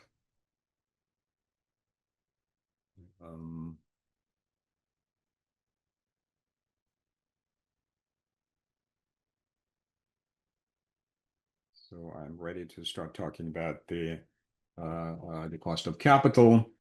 So I'll do a quick review what we did last week, and then move into some additional discussion. So cost of capital. All right. So we talked about the hurdle rate. Again, language should be clear. There is a minimum rate that the companies must estimate, and that's your case for next week. All right. So you would need to calculate the cost of capital. And so let me do something here very quickly. Sorry, yeah. we see your presentation like in presentation view, like with marks and so on. I'm like sorry. Not only slideshow, but also like next slide and some additional text for it. I think the way it's set up, it's you see just the slide I show you. No, we have seen like all presentation with okay. other... Before I get into this, there's some kind of side story. I like to connect it to what's going on in the real world. So my point here, I'll go to Wall Street Journal. And before I get into the lecture notes, this is not the recent one. This is a little bit dated. GM used to be the largest car maker in the world. And what they did some years ago, they said, we will exit the European markets. All right. And they operated in Europe under the brand Opel. Okay. They were making those cars and they decided to sell their business. And this kind of demonstrates the reason. Starting in the year 2000, the European operations were losing money. See, it's in the red. All right. You don't have to be positive every year, but if you see more than a decade of negative income, you start thinking. Okay. And their operations were relatively smaller in Europe than their competitors. So they sold their Opel to Peugeot. So the French company purchased that, and they literally gave it up. They got $2 billion from Peugeot for this business, and then they turned around and invested $2 billion in the retirement fund for the employees of the Opel. So they didn't get anything out of this, but they cut the losses. All right. And the point here, and that's kind of the introduction to the case next week. The CEO of GM, Mary Barra, she's still there, that our overall philosophy in every country, every market segment is to earn its cost of capital. All right. And if the company cannot earn the cost of capital, it should stop doing it. Remember, the purpose of a corporation is to generate profit. Okay? And if the company cannot generate sufficient profit, so that's why we call it the hurdle rate. You have to jump over the hurdle. Okay, so that's the idea of figuring out what is the correct discount rate, what is the cost of capital, what's the hurdle rate. I use different terminology, but they mean exactly the same thing. Okay, so that's the direction we will take. So let me share the correct slides. So let me see if that fixes it. I think that should work. Does it? Yep. Yes. All right. Very good. So the purpose of this is to determine the minimum, the hurdle that the company must generate in order to satisfy the requirements. And we use this framework, the weighted average cost of capital. That's the kind of the bread and butter what the corporations do. This is our template. So we spent some time last week and this week on the cash flow calculations, the free cash flows. Now we move into the discount rate. All right. And the components of the discount rate, the weighted average cost of capital, it's called weighted average because you determine what's the optimal capital structure, how much company needs to borrow versus issue their own capital, and the proportions are the weights, weight of equity, weight of debt, and cost of equity and the cost of debt. That's a separate calculations. So cost of equity, I already asked you to do the CAPM. So the CAPM formula is right here. So I ask you to calculate this variable. I will review this, your work over the weekend, and we'll see if you need to make any adjustments for the last installment. But the general framework is this, all right? The appropriate discount rate, the hurdle rate, consists of two main parts, the risk-free rate plus the risk premium, okay? For the equity part, this is your CAPM. You have the risk-free rate, that's the foundation, plus the risk premium, and the risk premium is based on these two variables. The beta that measures the risk in relationship to the overall market, and the market risk premium, you know, I'll give you a bit more of an insight there, how this is calculated. But the example I showed you, I think last time, the cost of equity at the moment when I was doing this calculation for Chevron, you take the risk-free rate. Typically, a 10-year treasury rate is the benchmark that we use.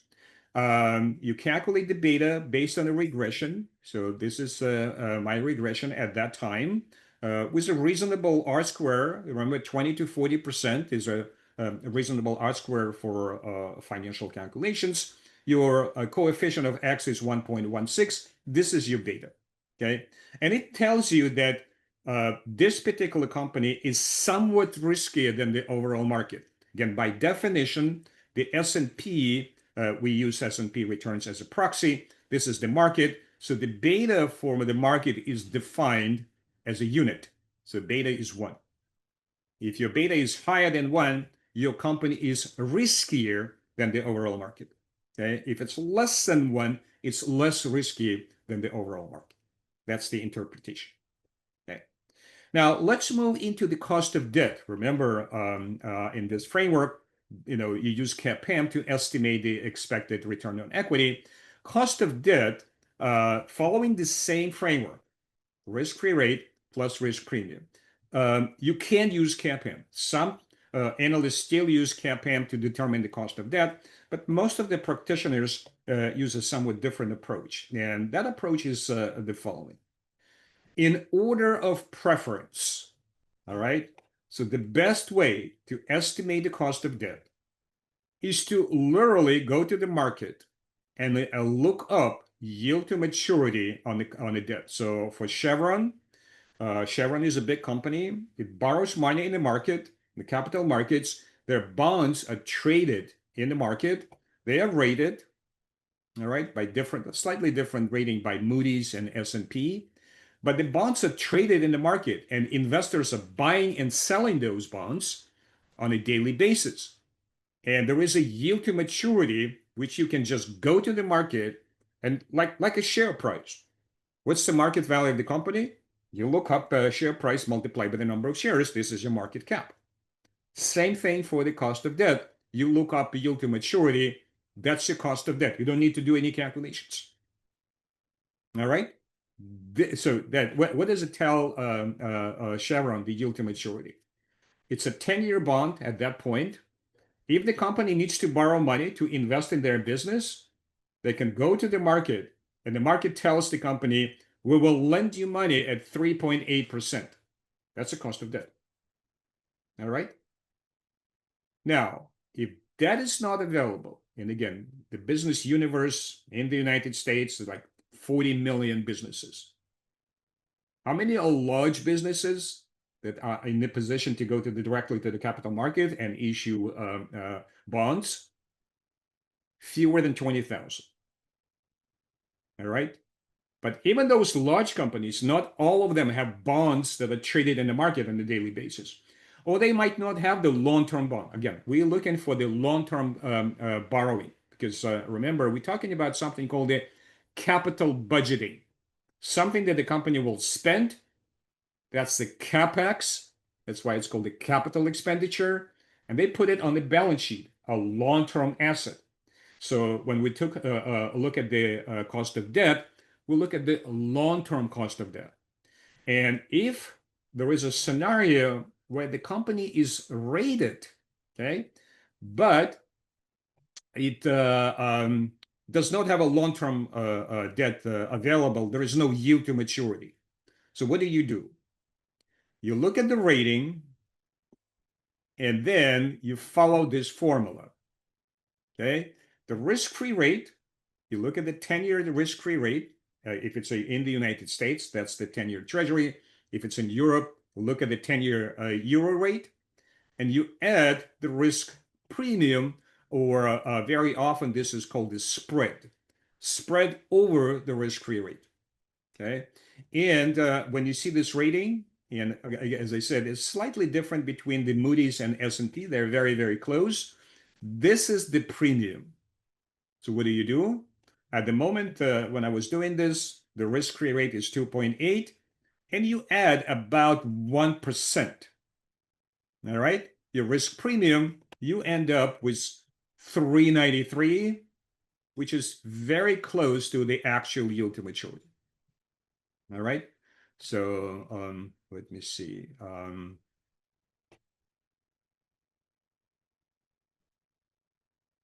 Oh, that's the old chat. I thought there's somebody asking a question. All right. Fine. So that's the second best. All right. It was not all chat. It's right now. It's right now how we see it. Okay. So let me reshare it. Sometimes it switches up.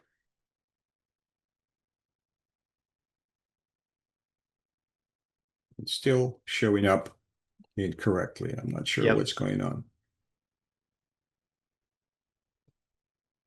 All right. I think that should work. Okay. All right. So again, first option, if the yield to maturity is available, go to the market and look it up. So for your company, your individual company, I will give you the source. I'll give you the link to a source that gives you the yield to maturity. So if your company has bonds outstanding, the preferred way, you say on this date, I'm doing this my analysis on this date. Here's the source. Here's the yield to maturity on the company's debt. If that is not available, or the company does not have long-term debt, but is rated, you look up the rating. You look up. I will give you a table. This comes from Professor Damodaran. Okay, I'll give you the latest link, and it will be a table like this. You look up the premium and add that premium to the risk-free rate on the date of your analysis. All right. Again, absolute majority of the business universe would not have their debt rated. Okay, what do you do in that case? Well, something that I ask you to calculate the interest coverage ratio, EBIT divided by the interest expense. All right, you calculate that ratio and you approximate the rating. Okay, so in this case, the interest coverage ratio for Chevron falls in this range, 3 to 4.2. And the rating will be this, which is very close to actually the actual rating for S&P. And you find out what's the risk premium. You follow the same formula. Risk-free rate plus the risk premium, it will give you the cost of debt. So some of you will end up for your company, look up the yield to maturity, that's your cost of debt. If the company is rated but does not have a long-term debt, you follow this route. But many of you will end up using this. So calculate the latest interest coverage ratio. Go to a table like this, and it will. I'll give you the reference. And you calculate the risk premium, add it to the risk-free rate. That's your cost of debt. Okay, so keep this slide for your reference when you do the individual project at the end of the course. All right, and putting it all together, this is your formula. So using CAPM to calculate the expected cost of equity, using this approach, risk-free plus the risk premium, cost of debt.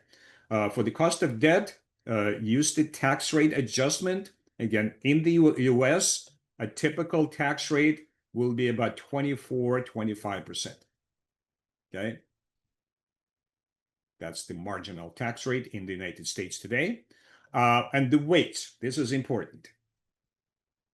Ideally, you should use market value of debt and market value of equity. Okay, and I ask you to calculate the price of the bond in the entry quiz. So you can calculate the price or the present value of all of the bonds of the company. But a quick turnaround is to use the book value of debt. And that's what I do in this particular example. I literally go to the balance sheet. I collect all of the short-term debt and long-term debt data. I sum it up. That's the value of debt. But for the equity, it has to be market value. So on the date of your analysis, look up the share price, find the number of shares outstanding, and calculate the market value of equity. There is no room for the book value here. Okay, calculate the total capital invested and calculate the proportion of debt and proportion of equity. Plug it as your weights, and that will be your weighted average cost of capital calculation. Marco? I have a question regarding number of shares issued. Is it some way to find the exact number of shares as of today? Because I've used data from second quarter of 2025 financial statements of the company. All right. In the financial statements that I provide for American companies, the number of shares is listed there. And it's for the end of 2024. You are what? Almost at the end of 2025. So there is a disconnect there. So if you can find a more recent data, you should do it. Again, this is an academic exercise. So if you use the number of shares at the end of 2024, fine. All right. Again, if you do it for professionally, obviously you go to the latest quarterly statement and you find the latest number of shares. For this class, I meant for the purpose of calculating market value of capital, we use price of shares as of now, but apply number of shares issued, for example, from the latest quarterly reports or even last annual reports, and I think it may be some mismatch. So my question is there some resource where we could find the exact number of shares as of now? For example, Yahoo could track it, or some other agency that's asking. you can kind of reverse engineer it by doing what? Look at the market cap on Yahoo Finance. Look at the share price. Divide market cap by the share price, and you will see the number of shares they used. But very likely they used the latest quarter. Okay? Because unless you work for the company as an insider, you will not have that information from outside. Okay? And time mismatch is okay. Think about this. What about the balance, the debt balance? You don't have today's debt balance. You still use what? The latest quarter. And that latest quarter might be 3 months away. So you will, by necessity, will have some approximations. And as I said, in finance, that's fine. What if so the time mismatch is, kind of expected. Try to minimize it. So do not go back to end of 2024. But even that would be okay if you cannot find the more later data. All right. Metro? But for this Marco question, what if instead of current market price, we use market price on the date when we have number of shares available? I would prefer a mismatch rather than stepping back. Okay, so say I'm doing this on today's what, September 18. Your risk-free rate will be as September 18. Okay, your share price should be as of September 18. Some other variables might be off, but that's fine. So that mismatch is okay. So try to find the latest data available, but if the mismatch, time mismatch is okay, is acceptable. Okay, Gleb? Yeah, but can we use average price for the period? You shouldn't. Okay, especially given the market fluctuations, it's better to use a particular date, so it's verifiable. So I can go to the market and see what was the price. Okay. Anna? Yeah, a small question about individual project. If you are doing this right now, like this part, then it will be with dates that matches this week, and it won't be the problem later when we will need to estimate something else and numbers are changing. Again, as I said, timing mismatch is okay, but ideally, the closer you do this to the submission date, the better. Okay, thank you. Yeah. Okay, so let's move forward on this, Marco. So, sorry, one more question, just to finish this topic regarding market value of capital. In the home assignment, we had to calculate and compare for several years with peers. So I've applied an approach to calculate market value, for example, for 2023, as using price per share at year end. And I would like to clarify: is it an acceptable approach, or is there should be some other? That's pretty reasonable. Just one comment here. Remember, the fiscal year can be different, not December 31st. So if you do Microsoft and their end of the fiscal year is June 30th, so it's better to use the price on June 30th, not December 31st.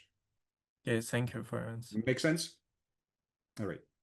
And again, those are the technical details. I'm not going to collect your valuation and sell it to somebody. So don't worry about making mistakes or being inconsistent. So that's fine. That's a learning process. Okay. All right. Let's do something here. And let's talk a little bit about the capital asset pricing model, how well it works, how not well. So it was developed in 1960s. Okay, people who developed this model received Nobel Prizes in economics. So it's not a trivial matter. All right, it was a deep discovery that allowed practitioners to apply this framework, and the framework is: you have the risk-free rate plus the risk premium. And what the data does, it gives you an opportunity to measure that risk. So again, my research was in the history of finance, and I was concentrating on London Stock Exchange in the 19th century. And the investors in the 19th century knew that the expected return depends on risk. They just didn't have the machinery, the academic background to figure out that risk premium. That's what appeared in 1960s with a capital asset pricing model. All right, but again, it keeps switching up.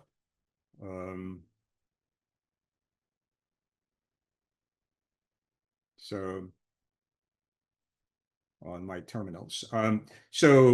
This concept was known, a long time, but CAPM was developed in 1960s. And I don't know if you follow how the academia works. Some people concentrate on theory. They develop theoretical framework, but many people then take this theoretical framework and test it empirically. All right, and the Ford Foundation gave a big grant to Chicago University in 1960s to develop the databases that can be used to empirically test the CAPM.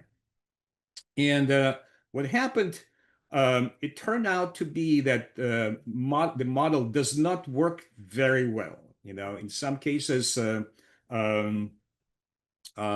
really doesn't work.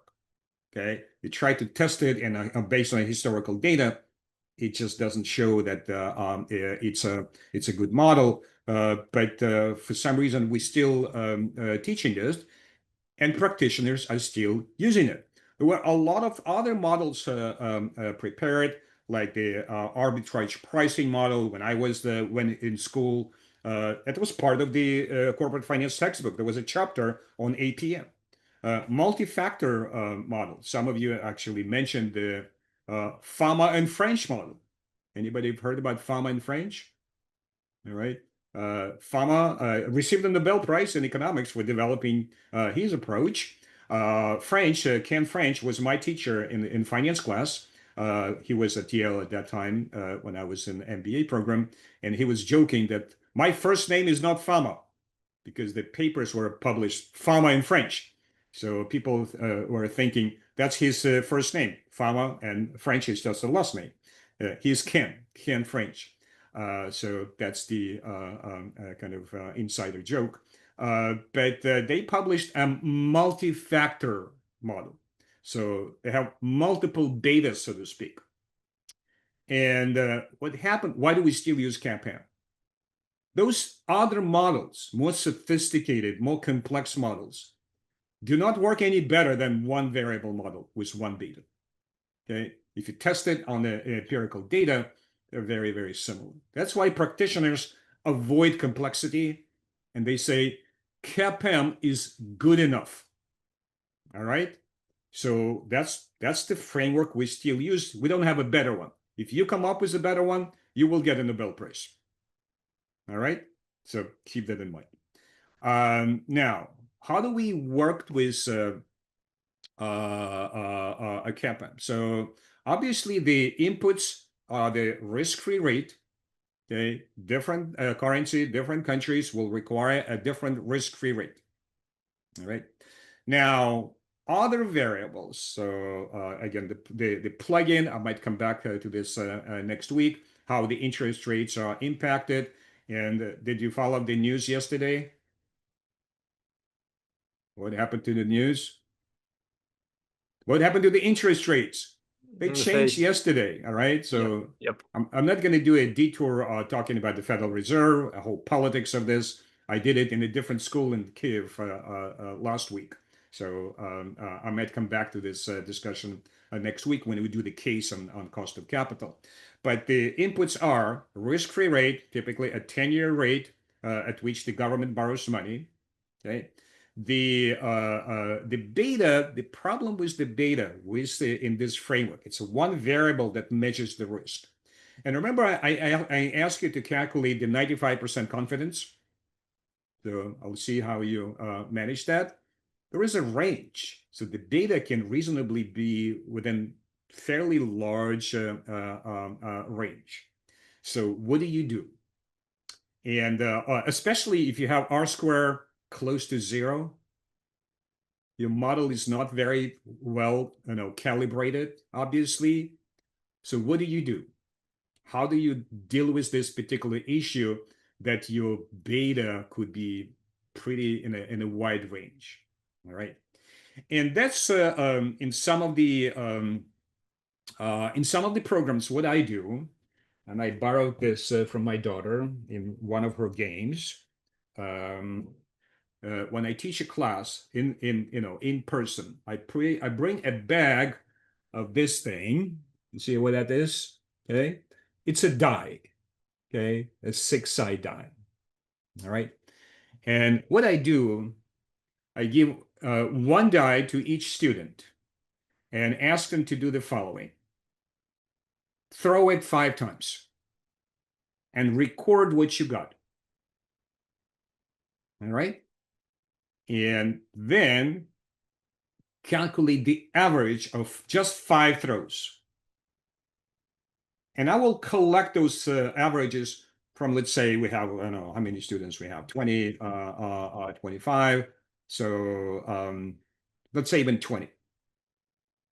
If I collect 20 averages and I do it in Excel and calculate the average of the averages, what number do I get? 3.5. Why? You're right.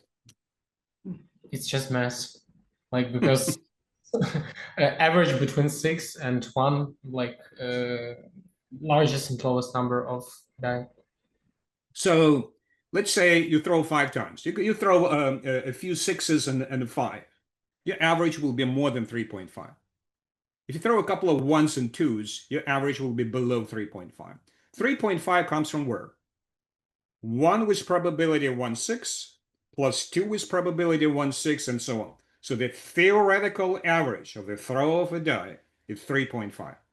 It's just mathematics. All right, that's a correct statement.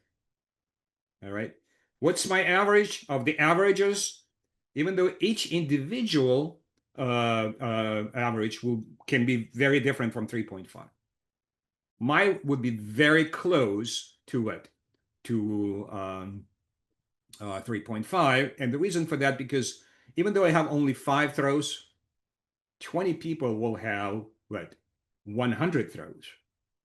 So my average will come very close to theoretical average. So why did I tell you this story? And that's what you will do for your individual company analysis. You collect data for several companies.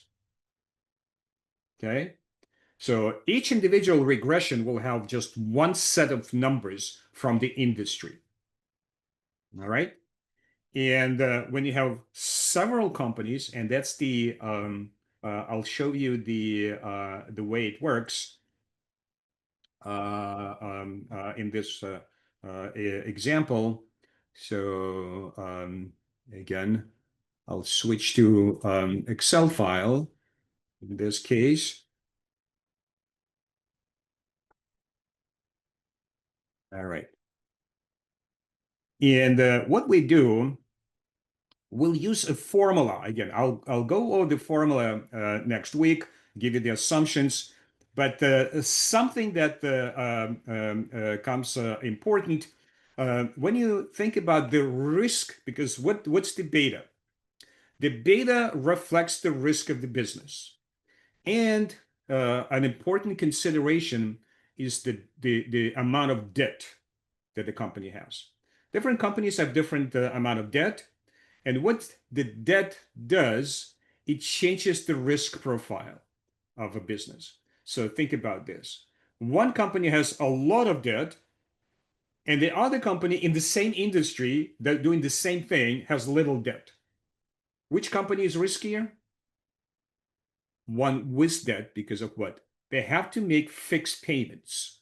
And after cash flows fluctuate, the fixed amount of debt will change the cash flow much more dramatically. And remember how we define risk in finance. The fluctuation of the of the company's business. So the company with debt, their cash flow will fluctuate a lot more. So the companies with debt will be riskier. So you cannot directly compare the betas from the regressions because they reflect a different amount of debt. But fundamentally, the business is the same if the company is in the same industry. Okay? So what do we need to do? We need to do something called the unlevering betas. All right. And the feature of the beta is the following. It's weighted average of the betas within components of the business. All right. So you have the beta of debt, you have the beta of equity. We assume that the beta of debt is 0. So the more debt you have, the equity becomes riskier. Right. But the business, the asset side of the business, the unlevered, so to speak, the fundamental risk is similar across businesses in the same industry. So what we will do, and I'll show you this example, and that's what I will ask you to do for the case, is the following. You collect your betas. So regression betas are called the levered betas. All right. And then you would need to follow a formula to unlever the beta, to calculate the asset betas. And this is the formula. You take levered beta, divide by this expression. And again, I will explain where that numbers come from, what's the intuition when we go through the case. It requires some additional discussion. But purely mechanically, you collect the levered betas from the industry. You have a sample of companies. You follow this formula. You divide it by 1 plus 1 minus t d to e ratio, debt to equity ratio. So if you are given, so this is from the balance sheet, you have the equity, you divide debt by equity to calculate this particular ratio. And what I will do then, I'll follow this formula to unlever each of the individual betas. Then I compare those betas across the industries. They're now not impacted by the amount of leverage. This is purely the business risk. All right. And then, and I give you the steps. So this is something that you will do for your final project. So we'll talk more about this next week. Then we'll take the industry beta, and that's what gives me the insight, this process. and I re-lever with a particular company debt to equity ratio, and that will give me the estimate based on a sample of companies rather than one regression company. Okay, in that way, so this is a very brief outline. I'll post this Excel. This allows you to deal with issues like R square is 0. Okay, for your particular company, there is no correlation with the market. So you go to Yahoo Finance, you select a sample of companies for your industry, you collect the data there. You don't need to do a regression for each company. You just take it from the financial sources, and then you follow through this process of unlevering betas and then re-levering for your particular company capital structure. And that gives you something called the bottom-up beta. You collect sample and you build your beta from the bottom up. Regression beta is called the top-down. You collect the returns, you run a regression, it's a one estimate. So going back to the DAI, instead of one company as estimated the beta, you will have multiple companies. You will have a better view, better statistical estimate of the beta for your company. So that's the idea behind doing this exercise. Okay. One more comment before I get to the questions. Again, the overall beta in the company is the weighted average betas of each individual component of the company's business. All right. Where the weights are coming from? Typically, you use revenue of each business. For the case next week, it's better to use net income of the total company and use the net income of each individual component of the business as the weights, because revenues are very misleading in this particular case, and I'll explain why. Okay, so for your calculations next week, read the case, try to answer the questions as best as you can. All right, I'll come back to a beta discussion in much more details, but that's the process. The bottom-up beta, you collect a sample of betas. Those are levered betas, equity betas coming from regressions. You unlever them with the debt to equity ratio following that formula. You calculate unlevered beta and then re-lever for your particular company capital structure. So that's the process which will be a more sophisticated, more practical approach to estimating the risk of the business. All right. That's pretty much it. So let me answer the questions. So I'm done with the lecture for today. Tatiana? Yes, thank you.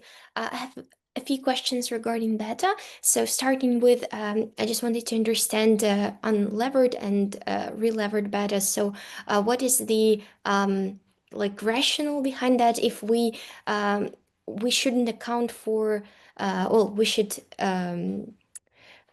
extract the leverage from there because it's simpler to compare the two other companies, right? Because like debt is making it's not a pure result to use to other companies to compare, or what is the motivation behind that? Again, that's the whole discussion connected to the case next week.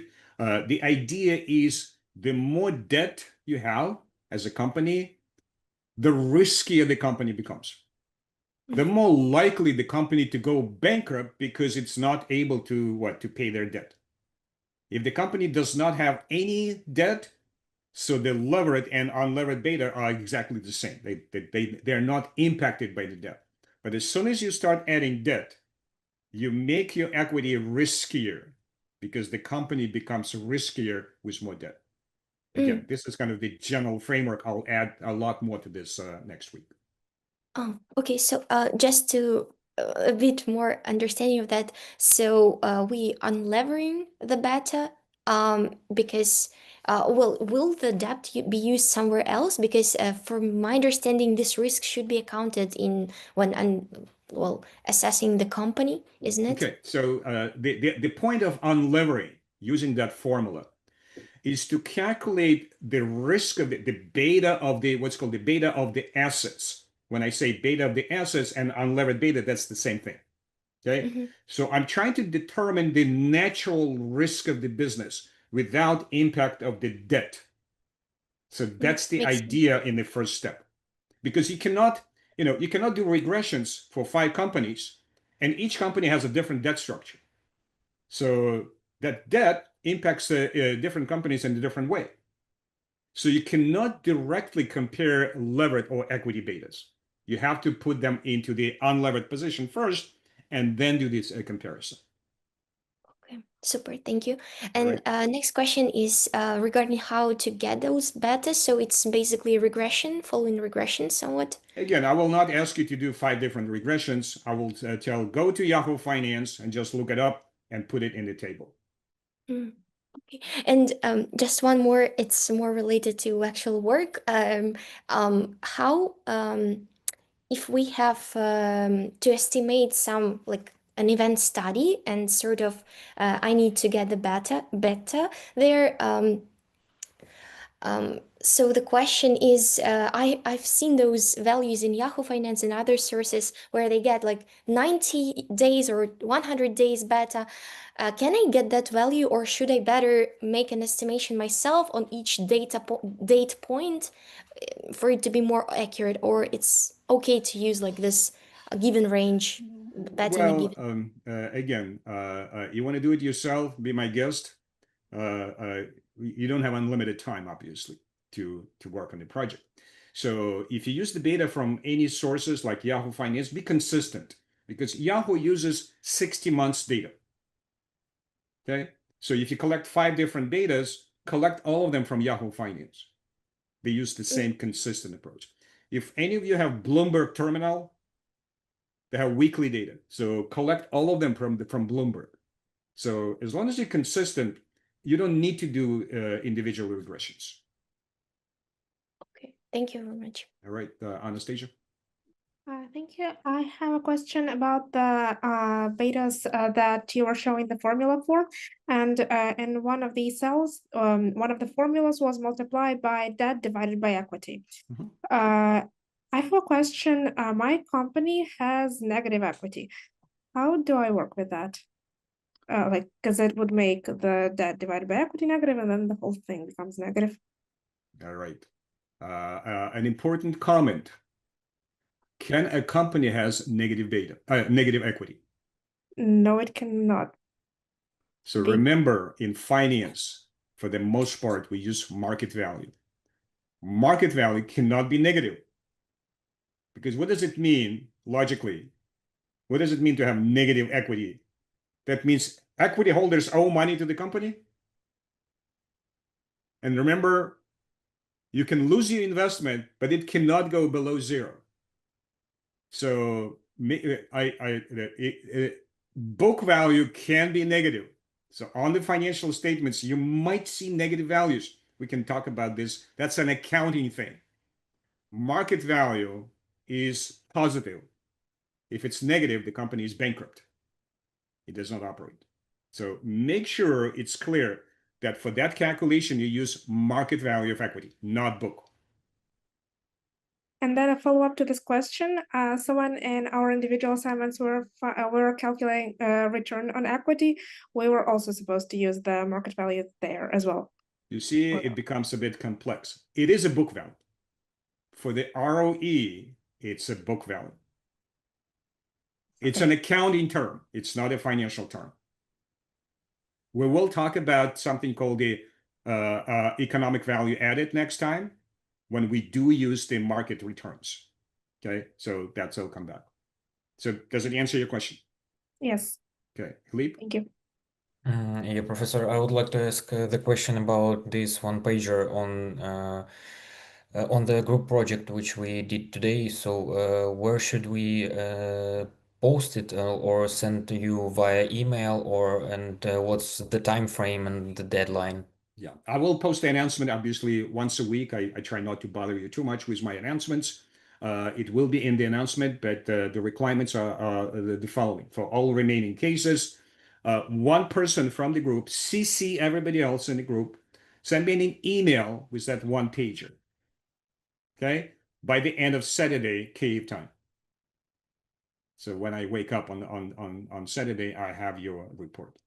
So you have, Friday, Saturday to get together, connect, and create that one-page summary. By the end of Saturday, I should have it by email. One person per group. So do not send me individual summaries. That's not required. Any other questions, clarifications? Is end of day 23:59 Kyiv time or like end of work day? When's the deadline? Well, you start getting into some Greenwich time, no, the Kyiv time.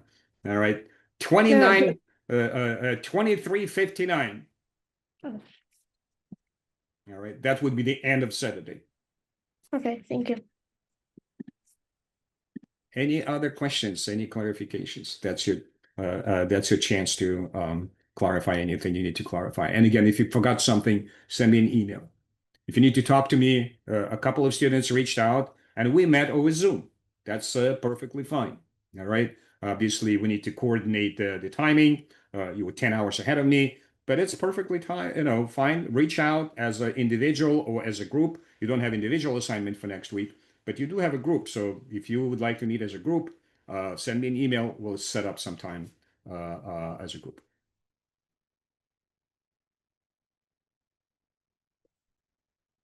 All right, I'm done. 10 minutes ago. But if any questions, obviously come up with questions. If not, I'll see you next week. Thank you. Bye. Thank you very much. Thank you. Thank you. Bye. Thank you. Bye. Thank you. Bye.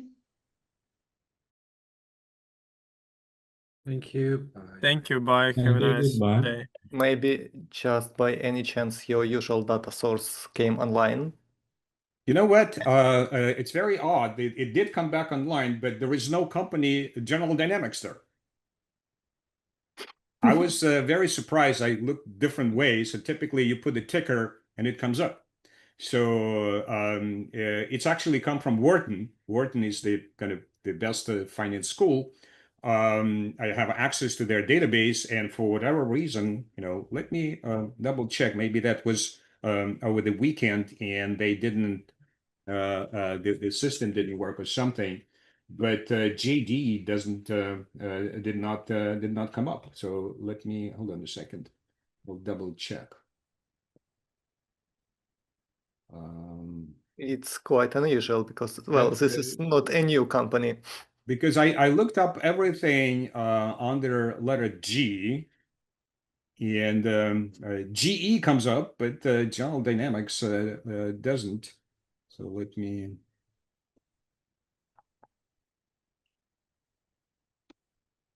see. GD. Nope.